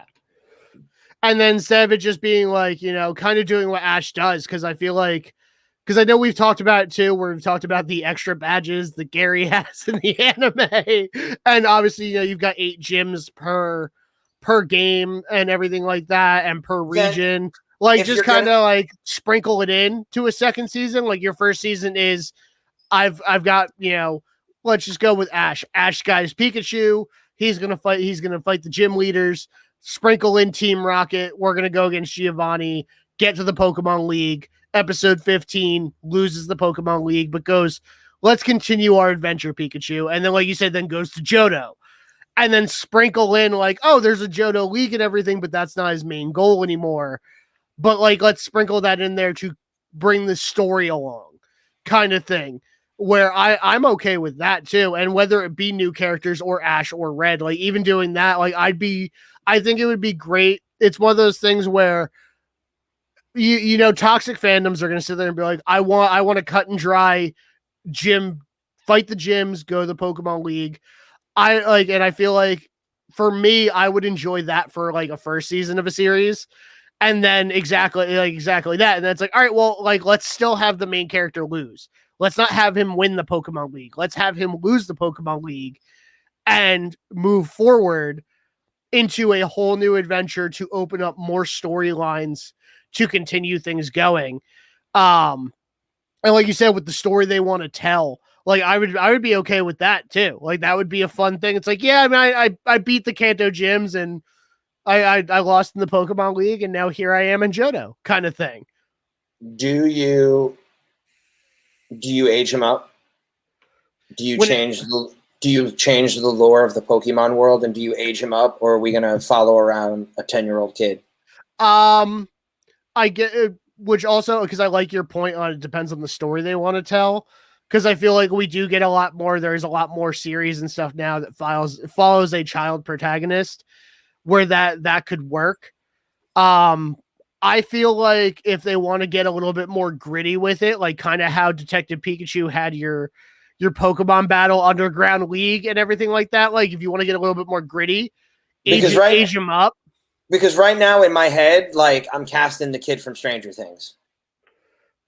Which one? The main one? Yeah, the one that's in the Ghostbusters continuation. Okay, yeah, I don't remember his name. I don't know what Finn Wolfhard? Finn Wolfhard, something like that. Finn Wolf, something weird like that. I feel like that's a great casting because I feel like he's still young enough to play a younger, but can also still kind of be, still grow up and still be a little bit more mature. Here's what I would do. I would use this opportunity to finalize and change.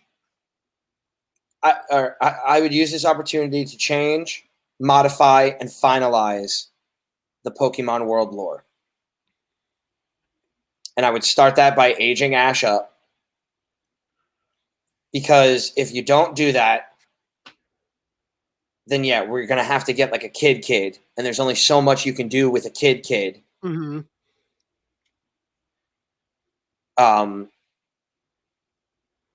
Unless you find like the next Macaulay Culkin or that. And can we just take a second? Young Wolfheart or whatever. Because those kids, when they first started on you got those kids when they first started on Stranger Things? Yeah, I could bite, but I feel like having Ash is 10 years old. If we're gonna do Ash live action, I feel like you can't do it. I feel like you gotta age him up. And let's just for a second here, because obviously these are all hypotheticals and just our opinions and everything, and how much we also love Pokemon and everything like that. Is I dropped my pen, which is a huge thing with a lot of that is that Spearow scene from the original Indigo League. They redid it in the movies. Let's talk about how terrifying that is. That's hundreds of Spearow during an electrical storm are chasing a 10-year-old. Like you're gonna get, like, if you want to attract kind of kids to the show too, you're going to terrify them. You're going that's terrifying. It's one thing when it's a cartoon 10-year-old. It's another thing entirely if you get an actual 10-year-old. Like that's going to be some like Jim Henson Labyrinth, like E.T., like back in the 80s when they like scared the shit out of kids for real. Yeah, and that's what I'm saying too, is like, if you, despite the fact it is a fictional story world, let's just erase that thought for a second. Okay. You're going to scare the show. Like that 10-year-old's going to be his first trek out with his Pikachu gets chased down by hundreds of Spearows. His brain's never going to work right again. If we go Ash, there's two ways we can go about this now that I'm thinking about it. We can either age him up and, like I said, use this moment to change, modify, and finalize the Pokemon world lore. Mm-hmm. Or this is a brand new Ash story, and we're going to start from an older Ash, and maybe he's and we're going to start from a slightly older Ash, and he's just going to try again. Like failed it, and then like let's go get this again. Well, I won't even say failed it. Just wherever he is, even though he's eternally 10 years old in the cartoon, but like whatever his progression is, like we enter with him. He's already had most of his story. We've seen that play out in the cartoon. We can retcon that he turned different ages or whatever. But it's just maybe something happened and he's been out of it, and now it's time to get back in it. And he's just gonna start. He's gonna start from his beginning.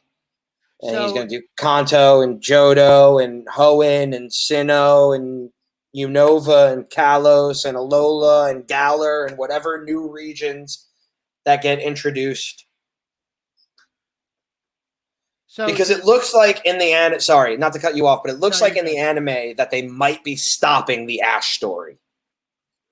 At least they're gearing it up so that if they decide to do that, we can follow around Go. Which I will then, whatever waning interest I'd still have in the anime, I will lose all of it. So, because Go is not a lead character, Go is a secondary character. So just to build upon, your idea here is almost like opening credits of the first pilot episode have like a montage of him younger, kind of going at everything, and then coming back in where the main story, like present day, like starts, and then he's like, all right, let's get back at it, let's get to it, kind of thing. We're like, cool, it's like Spider-Man, like we know the story, we know what Ash has done, let's kind of like you said, let's solidify it, but like not to make it sound like one of those like over dramatic like fan trailers that get made, but like essentially like so let's say we cast Finn Wolfhard, right? He's our Ash. So I don't know how old he is now at this point. Maybe he's like 18, 19. He might be the actor's actual age. Yeah. I can while you're talking, I will pull that up for you. Or he might be as young. He's going to be 19 this year. Okay, so yeah, so we can make him 16, 17, 18. It doesn't really matter. The point is that it's been X amount of time, and not that he's stayed away from Pokemon, not that something has happened from Pokemon, but just that like something happened in one of his journey, in his last journey, where he was just like, I'm done for a bit. I'm gonna help out Professor Oak at the lab with my Pokemon. And like you can't kill Pikachu. And I don't feel like, and like we can make a dramatic turn, and maybe like one of his Pokemon dies. I don't know who you end up killing. You can't kill Pikachu. I'm sorry. I'm just my brain immediately went to Pidgeot. I don't know why, but my brain was just like, that's the one. If you're gonna kill any of them, that's the one you kill. But like something had to have happened where Ash was just like, and that was my last adventure for a while. Like we finished this up. And I hate to say that it's someone dies, but like something has to happen. Dramatic enough to pull him out of the game. To pull him out of the game, but not catastrophic enough to where like, like he should have had like a total collapse or something. So like it couldn't necessarily be like, like Misty was like murdered by Giovanni. That's dark. but maybe it's like, maybe like Brock got fucked up in a battle, and like maybe now Brock's paralyzed. Ooh. And like it was like after that happened, Ash was just like, that's it. Like my best friend is now in a wheelchair for life. We finished up this last thing. I'm not getting involved. I'm going back home. I'm staying away. And maybe it's something like that. And not to put Brock in a wheelchair, but like, and But it's just it's got to be something. It's either got to be like the sacrificial death of one of his Pokemon that's not Pikachu. Butterfree. He doesn't have Butterfree anymore. Yeah, but if we're retconning things, Butterfree could have been the one that died. But yeah, so like or not even that, like maybe he just saw like something real messed up. Like cuz there's you two murdering scientists. Well, there's been talks for years, and like we see it a little bit in like the Sun and Moon series that like there was supposed to be like Pokemon human like joint evolution. Because originally in the lore, it's Pokemon and humans were the same. Mm-hmm. And then somewhere along the line, they became different. Evolutionary, just different chromosomes or whatever. So the idea, so there's always been that. So I don't know if maybe he just like, but again, like how dark realistically do you want to make it? So it's got to be, you know, like,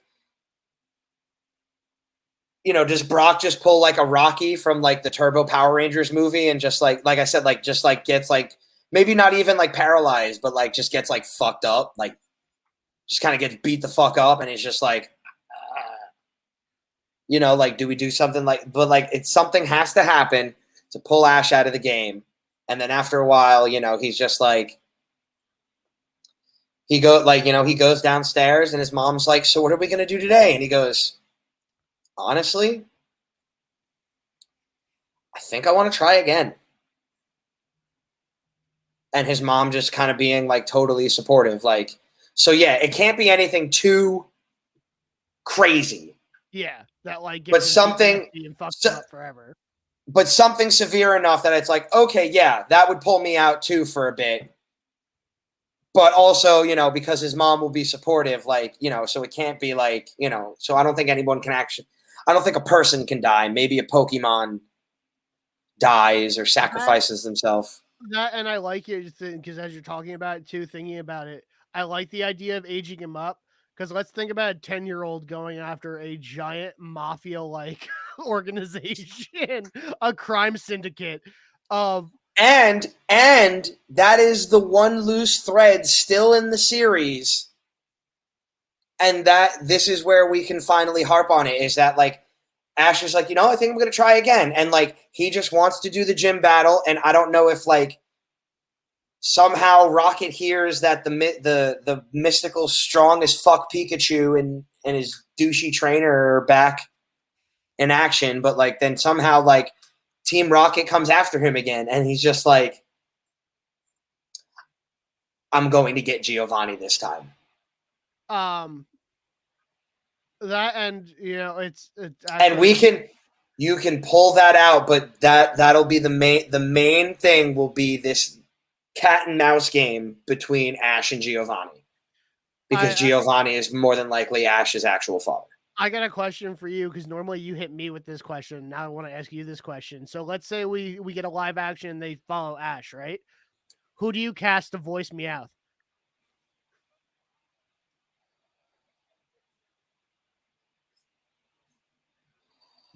Right?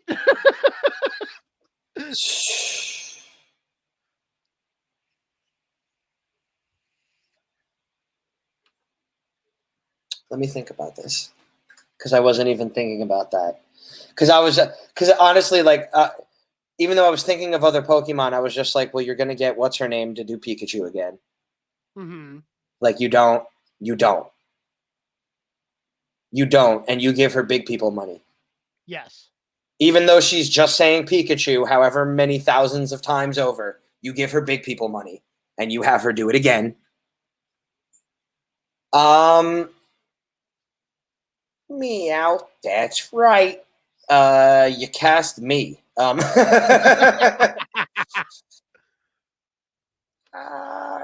Meow, that's right. Who? Because it's Netflix, Adam Sandler. Yeah, you go with Adam Sandler?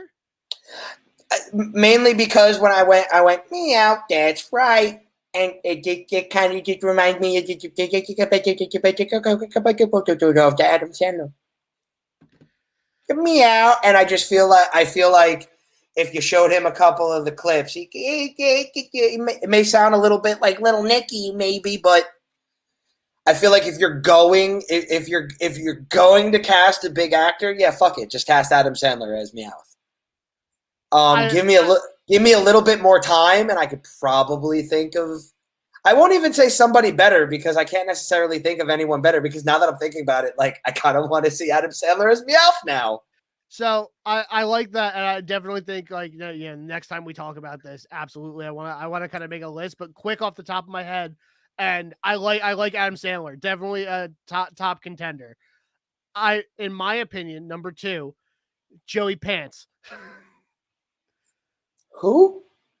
Joey Pantoliano, I think that's how you say. Oh, from Impractical Jokers. No, from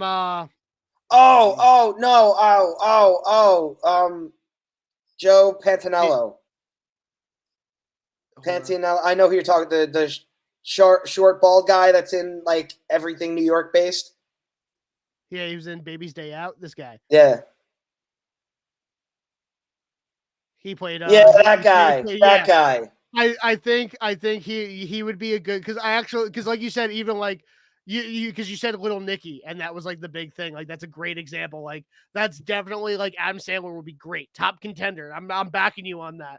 And I think a close second is Joey Pants is going with him because he's got kind of that like that kind of mobster like yeah, because if you're gonna.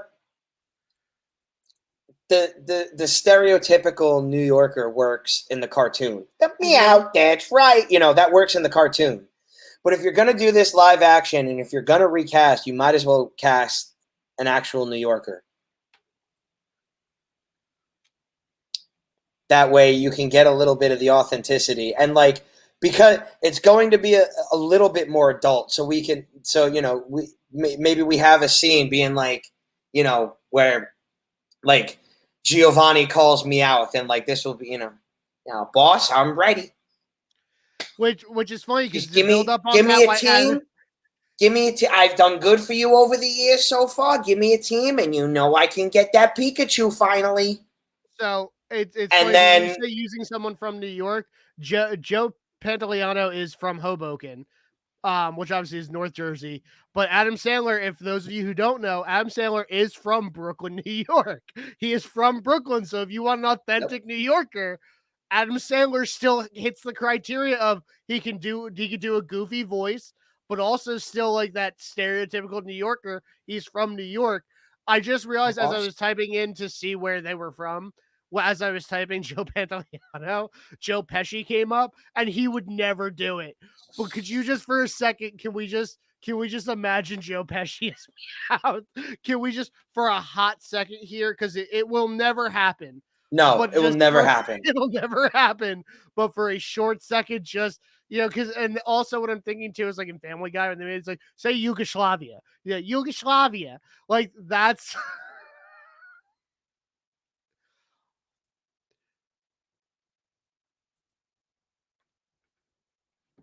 So Joe Pesci for sure. Sorry, that was a poor timed mute. I was trying to listen to another voice message to make sure if it was no, my that's lady fine. or I my thought daughter. I did something. That's why. No, like, it was me. 1 second, because I looked down. I was like, did I just mute him? I was like, no, my it was me. Nowhere near it. I laughed my ass off with your Joe Pesci because that would be hilarious. All right, hang on, I'm just gonna play this. I don't. I sent another one. Okay, yeah, it was my daughter. She keeps sending pictures of Pichu. But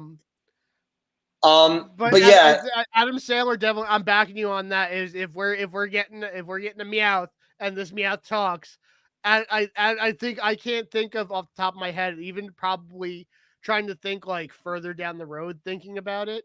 I think Adam Sandler's just the way to go. Adam Sandler, like he's already got his Netflix deals. If we're doing a Netflix series, he's on roster. And then so you have the scene where he's like, boss, I've done good for you over the years recently. I can get that Pikachu. Just give me a team. And then he's reunited with Jesse and James, who have been doing well on their own. Like they've separated Jesse, James, and Meowth, and separately they've all done well. So Giovanni's like, now you're all competent. I'm going to put you back together. And then they're stupid again. You put them together and they're dumb again. We don't necessarily make them too slapsticky, but just enough to keep the nostalgia in there. Just enough with just like the plans being just like why didn't we get rubber coating on this? We've been through this before. Do we because I think we should. Do we keep James as cross-dressing? I think we should. I think his plan should still include him like he's gonna throw on a dress. It's like you go, girl. You got this, buddy. I mean, yeah, because some of the best comedy is when dudes try to put on dresses being like, no, I got this. No, trust me, I got this. Like no one, and like they pull it off for like however long until like they let one thing slip, and then everyone's like, oh. So I mean, yeah, if a situation calls for it, yeah, let's put James in a dress again, and you got to make sure you get someone with the comedic chops. Sorry, which now, this, it looks like which happened. My dog crawled under the desk. So here's the problem, because like. And I mean, maybe you do go this route because I mean, they say originally that like they don't necessarily say Jesse and James's ages, but they kind of leave it like that maybe they're like only like at most 10 years older than Ash. But like now I'm just like Bill Hader is James, which means you have to go Kate McKinnon as Jesse. This is all right. So I don't think like normally we have opinions that are the same but vary, and we don't argue or debate really ever. But I think this is the one time that we are aligned together as you're rattling. I'm like, yeah, now I can't think of anybody else as Jesse and James. Is Bill Hader and Kate McKinnon. That's all I can see. And Joe Pesci is Meowth, but we'll never get it. So Adam Sandler wins. So Adam Sandler as Meowth, Bill Hader is as James, Kate McKinnon as Jesse.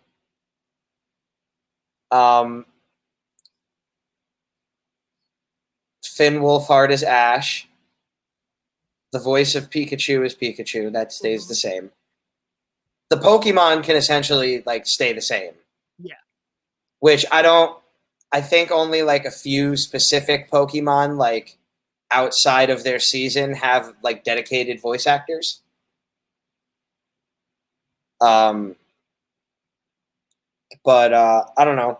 Maybe if you have some actual like Hollywood people that are just like, I don't know, if Anna Kendrick wants to be like full to do like a Butterfree, like sure, let's have Anna Kendrick be a Butterfree or something. Although Anna Kendrick is Misty.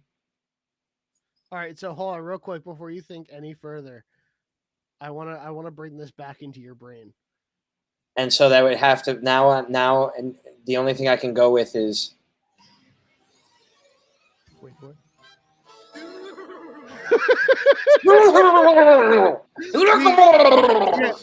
Electabuzz has to make an appearance. He has to say the same. Use your quick attack. Electabuzz, quick attack match. I love it. You have that. Those things have to stay the same. They have to.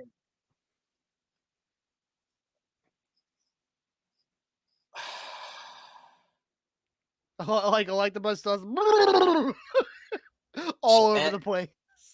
So well, no, because that age discrepancy. I need a younger actress for Misty. I can't even think of who are young kids.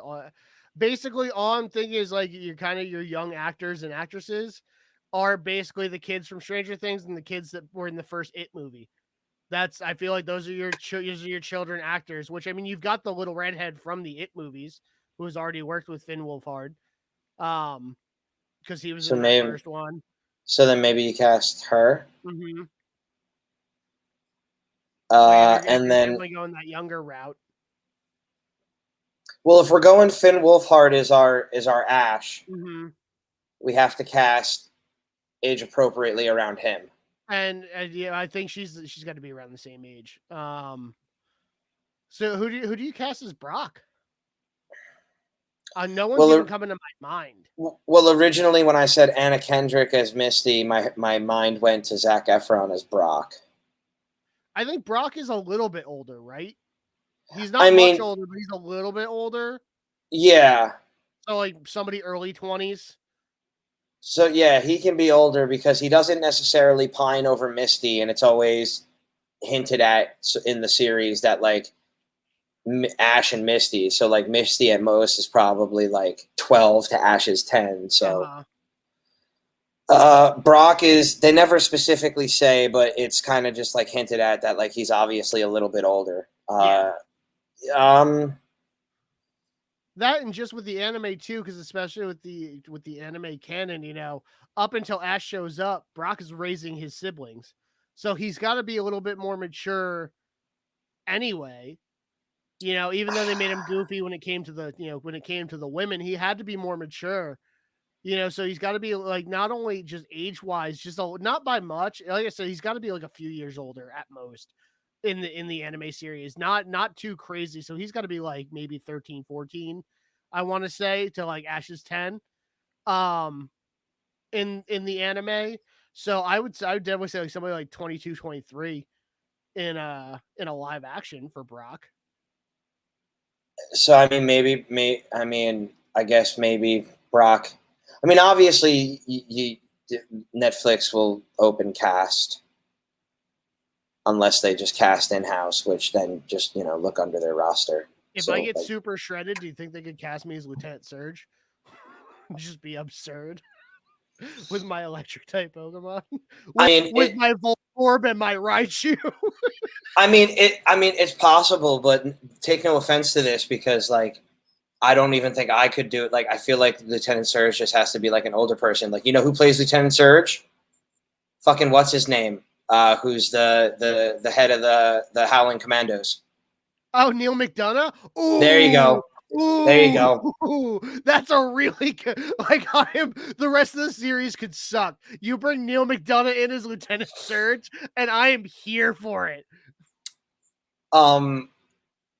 And like what you can do is that because Ash is doing it again, you can switch some shit around because obviously years have passed, so you can change up some gyms.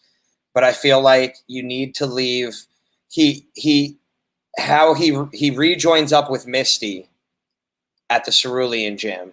Mm-hmm. I don't know how he rejoins up with Brock. And not that Surge becomes part of his team, but like Surge is the one gym leader that like I wouldn't touch. Like you can almost change every other gym leader, but I would leave Surge because when Ash walks in and like when Ash and Pikachu walk in and like Surge sees him, it's got to be that moment like, you son of a bitch. You're back. How the hell are like it's got to be like a respect thing. Like he's a little older now, and it's like, how the hell are you, kid? And he's like, battles him, beats him, and then Surge is just like, listen, whatever happened to you last time, if you need help, just call me. I think that would be great because even in the anime, like Lieutenant Surge is a dickbag, and he's like, you got to evolve your Pikachu for him to get stronger, and then he humbles him at the end of that whole arc where he's like, oh, you know what? He's like, you're a good kid. That would be great for like the respectful, like, how the hell are you? And then they battle it out, and it's exactly that. Like, if you need anything, just like just give me a call on the Pokephone. Like here you go. Yep. Here's my number. And then you hold off on it, and then like in one battle where like maybe like Ash, Misty, and Brock are like separated, and Ash is just like, fuck, what the hell am I gonna do? All of a sudden you just hear Raichu, and like Surge is just like, what up, sucker? And fucking tank top and camo pants. Comes in like the cavalry that like realistically, if you're going to be retelling this story in live action, like that's how it would happen. It would not just be the three of them. The friends they would make along the way, if they don't join them on the journey, they would be there in, if needed. So yeah, like Lieutenant Surge comes in an episode with Raichu and fucking saves the day, and like maybe he befriends another new gym leader. Like I don't know who you would fight to like keep and like keep as is from like Heart Gold, Soul Silver, no, Gold, Silver, Crystal? Who do you change? Who do you change? I feel like the biggest change that was in, at least as far as gold and silver went with the time jump, was Koga became part of the Elite Four and his daughter took over the gym in Fuchsia City. So that would be a good. I think you could leave. I think you can leave that, and I think she becomes an ally. Mm-hmm. I think you leave Blue in charge of the Viridian Gym. Though I guess if you're telling Ash's story, it wouldn't be Blue. It would be Gary. So yeah, maybe you put Gary at the Viridian Gym. Because you can't. If Giovanni's still at the Viridian Gym and like Ash's whole thing is that like I'm going to get Giovanni, he would just go beeline to the Viridian Gym. Yeah, go 2 towns up, just handle it. And like, where's Giovanni? Like, I'm ending this. You've been tormenting me for however long. You've been tormenting me for a decade, whatever. Even though it's been 25, almost 30 years. Trying to think too as far as leaders go. I had someone for Blaine and I just lost it. Just somebody quirky and is ridiculous for fucking Blaine. I lost it. I will whatever when we come back with a list for our next episode. But yeah, so that's how I would do it. I don't have a casting for Brock right now. I guess Brock, I would have to like have a list in front of me. But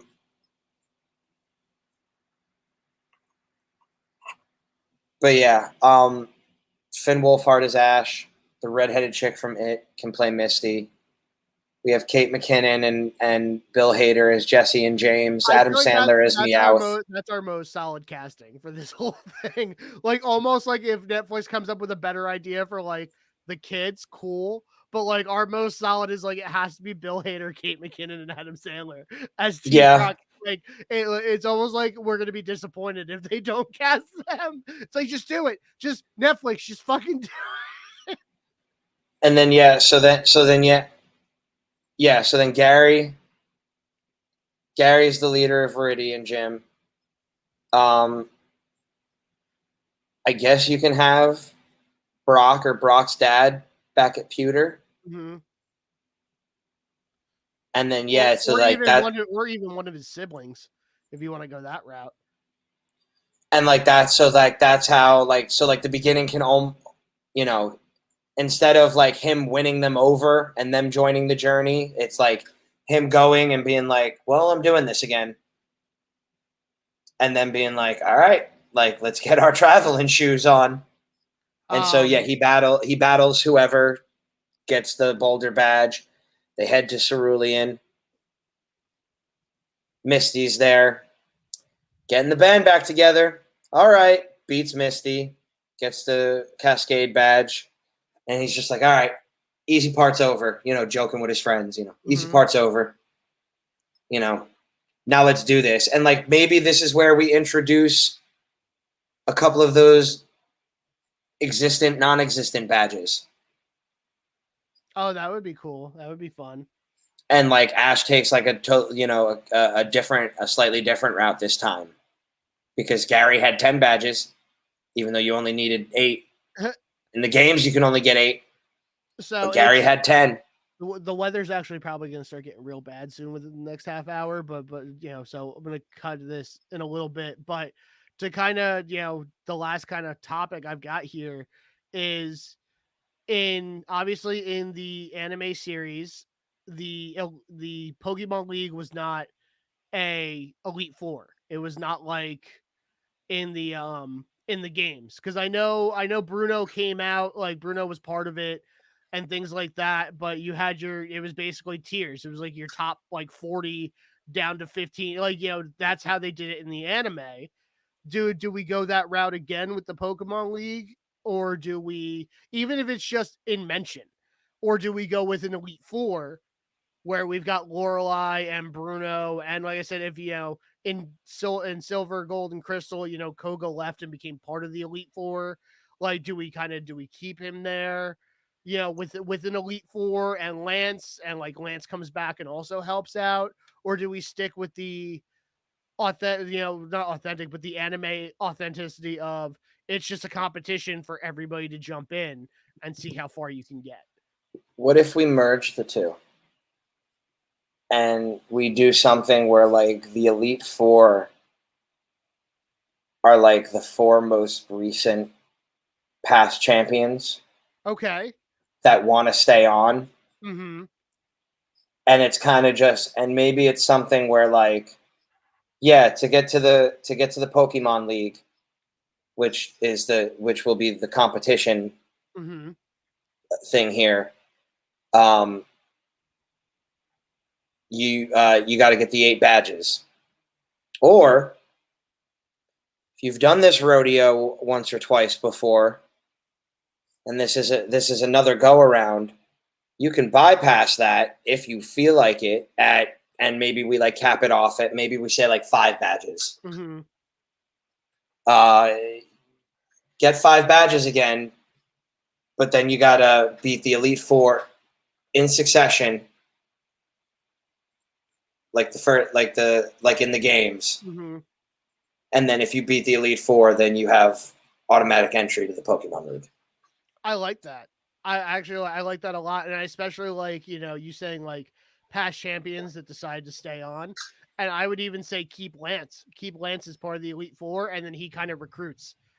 Like he kind of like he's the one that heads it all up, where he's still there, and also Yeah. kind of swinging back where this is it's such an obscure. It's not even an obscure character. It's just Lance. Like it's just Lance who was part of the Elite Four, and then Yep. he helped out Silver, or helped out Gold in Silver and Gold, where Zac Efron is Lance. I like that. Like bring Zac Efron as Lance. Yeah. And he's kind of like, it's kind of like a Lieutenant Surge kind of deal where Ash has met him. Ash is, he's done some things. Lance has helped out, because I think in the anime Lance has helped out a few times. And then you kind of like, he's another adult figure for Ash to like, hey, I know shit's hard, but let's, if you need anything, just give me a call. Like here's my number on your Pokephone. And that's kind of the way, you can include characters from the games and the anime without making it so cut and dry. Like, that's why I asked about the Elite Four, because I like the combination of the two to kind of make it a little bit more cohesive, but still attract like fans like us who are fans of the games and fans of the Indigo League, anime up to whatever point they're at and whatever they did with that, but still kind of make it an original kind of telling, where it's like, okay, because even maybe if like when Ash was 10, you had your Elite Four. It was Bruno and Lorelei and Agatha and Lance, and that was your Elite Four. But now time has passed, and now here's how we do things to make things a little bit more cohesive with the times. And you have Zac Efron with his fucking doofy cape and his 3 Dragonite, and he's just Only got one Dragonite. We're not gonna do this game. We're not gonna do the game bullshit. Where you're sitting there as when we were actually 10 playing this game, screaming at a Game Boy, going, "Just go! Don't bring out another Dragonite! Stop it!" Unless like we do a joke where like Ash comes across like like instead of like like a bird keeper Toby, it's like a Pidgey trainer Mark, and he's just got 6 Pidgey, and Ash is like, really another? Why did you let me do Pikachu Thunderbolt? That's oh no! This one will get it. No, it won't. Pikachu Thunderbolt. Why did you guys let me do this? As far as like being someone who wants to be cast in these things as ridiculous roles, that's the role I want. I would want to be like Electrician Joe, and all I have are 6 Magnemite, and that's what I have, and or like 5 Magnemite and 1 Magneton, just kind of like it's like, hold on, I got you. And you know what I want to be? I want to be the dude that's at every gym. Yo, champ in the making. So literally, like when Ash walks into the Pewter City gym, like having that, like he walks into a lobby and I'm sitting behind the desk and I'm like, "Oh, yo, Ash!" and I'm just at every fucking gym. At every gym. Because obviously we have Nurse Joy's, we still have Officer Jenny's. Uh-huh. And we can have the running joke that maybe it's, the same actress just playing Nurse Joy and Officer Jenny. And then I'm just the dude in like the lobby of every gym, just like, hey Ash, what's up, dude? And he's like, Are you the same dude? Like, I don't know. Am I the same dude? All right, whatever, man. What's going on here? Just like, Oh, all right, cool, yeah. cool, dude. I just Oh yeah, so Celadon Gym, they changed. It's now steel type. So enjoy that. Have fun. good luck with that. They're not doing anything in there. So if you want to go ahead, you can go ahead. If you need to go back to the Poke Center, switch out some Mons, man. You can do that. It's funny too that you use Celadon as the example because dudes weren't allowed in the Celadon gym in the game. I'm pretty sure they mentioned something about it in the anime where it's just like there were no dudes allowed. So you're just like, because I think in the game too, that guy was at the he was at the casino. He was at the game corner. He was like, hey man, they don't allow dudes over at the Celadon gym, so I'm just here. And it's grass type, so go have fun, man. And just like it's still the same thing. It's like they don't let me over there, dude. Like still, they changed types. They still don't let me over there. So I'm here playing. Or no, I'm not in the lobby there. I'm outside. I have like a little tent. I have a little like security booth with like a little fan or like a little AC. And I'm just like, yeah, dude. Yeah, they still don't let me in there. But yeah, it's grass type. You already knew that. I would love to be one of the ridiculous ones like Fire Breather Dick. Just one of the most ridiculous characters. That's all I've ever wanted when it comes to like I want to be cast in a movie or a TV show. Like I still stand by I want to be cast as Porkins' nephew in Star Wars. I don't know how you make it canon that Porkins had a nephew and he died fighting going against the first Death Star, but he's got a nephew, and here's Big Boy Ty just sitting there. It's like, yeah, my uncle was Porkins. Like that's what I want. Is I just want a ridiculous role like Stormtrooper 8, like just things like that. Where oh, okay, I got it. So you know how they would always do like the joke in the anime where like the crew would be like told some bit of information, and then like Ash or Misty or Brock would be like, "Oh yeah, I knew that," and then Ash would be like, "Well, why didn't you tell me?" We could play into that. So like after Ash gets his 4th badge, so it'll be 4 badges after Ash gets his 4th badge because he's done this once or twice before. He runs into Lance, and Lance tells him like, "Oh yeah, we're doing this new thing, the Elite Four. You got 4 badges. You can beat us in succession, straight access to the Pokemon." And like, Brock will be like, "Oh yeah, I remember that. You guys consulted with me or something," or like, make some joke. And then Ash can just be like, you knew about this. Yeah, you couldn't say that 4 days ago. It would have been. And then Brock was like, "Well, I thought you wanted training." He's like, "Yeah, I want training, but like maybe we do something where like partway through, like Giovanni is like going to be at like in the tournament. So then maybe it's something where Ash is like, yeah, but the whole point now is to get to the tournament.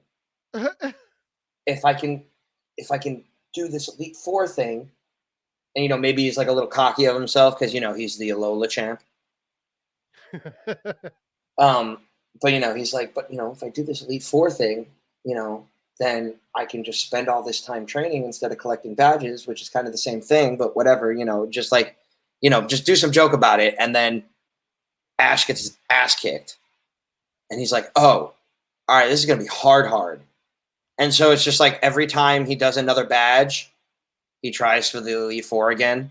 And then maybe we do it that he collects all 8 badges. And then he's just like, I'm still going to do the Elite Four because I'm going to beat them. I'm down with that. So I can hear the thunder rolling in through my headphones. So listen, All right, everybody, brother. thank you guys for listening. And you can find us on our own channel. If you're here, like, subscribe, rate, do everything you need to do. We will be doing more of this soon, and we're definitely coming back with our fan cast list for live action Pokemon next episode. Yes. I want to where we are both dead set. I know both of our lists are gonna have our Team Rocket set on both sides because they're just such great ideas, and we can't not have that. And we'll go back and forth and see what we get out of this here and see what we can come up with. I'm excited. Yeah, and I'll be coming back with some more notes next week. I'm back on my shit. I'm back on my game. I'm gonna come back with some stuff here. Let's definitely talk Ghostbusters next week because I wanted to talk about it, but with the storm rolling in, I don't want to lose connection here. Ghostbusters trailer looks yeah. great. Paul Rudd is amazing. Yes. Looks like it's going to be fun. Yes, I can't wait for it. I'm so excited for this movie. I've been trying to find the Ghostbusters cereal and Twinkies because they're releasing afterlife specific Twinkies. Like I don't even do Twinkies are gross. They were cool when we were kids. Now they taste like garbage, but I want them. I want a box of it. That's just I need to have it. Same with the cereal. Dude, I'm probably not gonna eat it, but I need to have it. That might be like my collection is just gonna be things that can go bad. My collection is going to be stamped perishables, and that's what I'm going to have for the rest of my life. But again, thank you guys for checking us out. We will be back on next week. I'm getting back on my bullshit here. We'll be back on the schedule. So we love you guys. Thank you for checking us out, and tell your friends. And you can also get your This Is Entertainment shirt at the merch store, which is, if you're watching on YouTube, is floating around at the bottom.